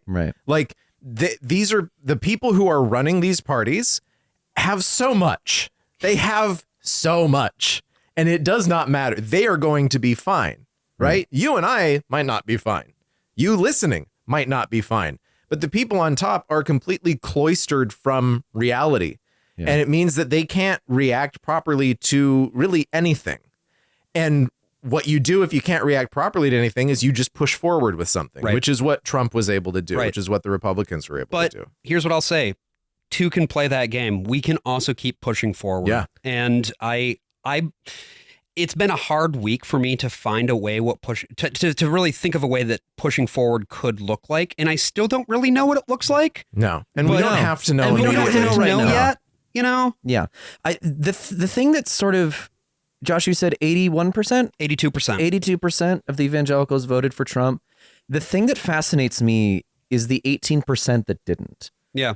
That went for Harris, I assume? Right. Yeah, pretty much, yeah. Yeah, there's a very small gray stripe in there. Yep. Yeah. Yeah. Because there were those who just sat out the election entirely. And then there is at least some percentage of it that did go towards Harris. And I wonder about that person in the evangelical community. I wonder about if that voice will be completely snuffed out in the wake of a Trump victory this decisive. I think that those voices exist and always will be snuffed out no matter what, because of the fact that the evangelical machine requires the appearance of complete consensus. Yeah. That means that although evangelical Christians who can be anywhere from progressive to outright fucking socialist, their voices are not going to be heard. it is interesting that seed exists in there. Yeah. And I don't know, maybe the eternal optimist in me just hopes that like that might spread over time.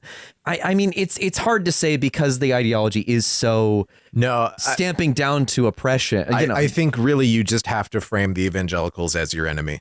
I agree. And the people who do peel, and there are plenty of people who peel away from the evangelical church. 2 of them are in this room. That's true. That's what it is they're shrinking and they're purging now too. Josh's denomination is conducting purges. The Southern Baptists have Josh's denomination, the one that you're still a part of. No, the Baptists also conducted their own kinds of purges. No, I know. I was at the synod. And convention. It's a convention for Baptists. No, synod. I get it. Nope, it's not synod for anyone, but it's a convention for Baptists. I think it's especially a convention for Baptists. You know, when Seymour Hersh agrees with you, call that a synod. Yeah, yeah. I'm sighing and I'm nodding right now. But yeah, what really is the answer is pulling people away from getting them out of from the faith entirely in many cases, but pulling them out of that world, out of that relationship. There are too many things in there that if you identify with them, it is not possible to exist in a bigger world. Right. Fundamentally. Yeah. Right. And so you may or may not have to turn away from the beliefs that you have regarding faith, regarding your relationship with your faith, regarding your relationship with others. But what you are going to have to do, what people are going to have to do, and it's not the people listening to this fucking show, I can tell you that for free, but that other people will need to do. No, we're the Joe Rogan of the left. Come on. That'll fix everything. Yeah. People are going to have to become radicalized against the institutions that they've held dear. So thank you for listening to this Patreon episode of The Worst of All Possible Worlds. We hope it's been useful for you in dealing with the shit of this past week. If you signed up to the Patreon to listen to this, thank you. We're glad you're here. Don't forget to check out the Discord. If you've already linked your Patreon credentials to Discord, you're in there. And if not, feel free to join. We'd love to hear from you. In general, we love to hear what about these episodes is resonating with you, what else you'd like to hear more about. I think it's fair to say that in the coming year, I at least want to redouble our focus a lot on this like evangelical Christian shit because it's a big piece of our wheelhouse and helping people understand this world and make sense of it. Yeah. Whether you're from within the world or outside of it. Seems to be helpful. Yeah. So we're the James Dobson of the left. There we go. Wow. So let us know what you think. And thank you again for joining us this week. So the day after the election in 2016, I went to a rehearsal in Midtown for a show I was doing called BB's Inferno. Oh, yeah. And when I got there, the mood in the city, anytime a tragedy happens in a big city, you can feel the architecture sort of respond to it. Like it seems like the buildings themselves were grieving, which is impossible and was just a projection. But you can feel, but it's like there's a hum. Yeah. Yeah. It's just underneath it. And I get into that rehearsal space and none of us really wanted to rehearse that day. We all just kind of wanted to lay around and do nothing. And we all just lay on the floor. Our director said, everyone just lie on the floor for a minute. We're just going to turn off the lights. We're going to make any noise we need to make. We're going to breathe through it. And then we're going to do rehearsal. And we lied down and we yelled and we screamed and we cried and we did whatever we needed to do. And then we got up and we rehearsed a very silly show. And that was my community. That was what I clung on to in those days, in those darkest days afterwards. Those in power have abandoned you entirely. And what I hope for you is that you go and you find your community, you find your resources, like Brian said, and you figure out some way to fight. And what that looks like will be entirely up to you and your communities. But know that you are not alone in this and that there is still a fight. And together, we can kill God. I'm the worst of all possible AJs. I'm the worst of all possible Brians. And I'm the worst of all possible Joshes. As always, we will see you next week.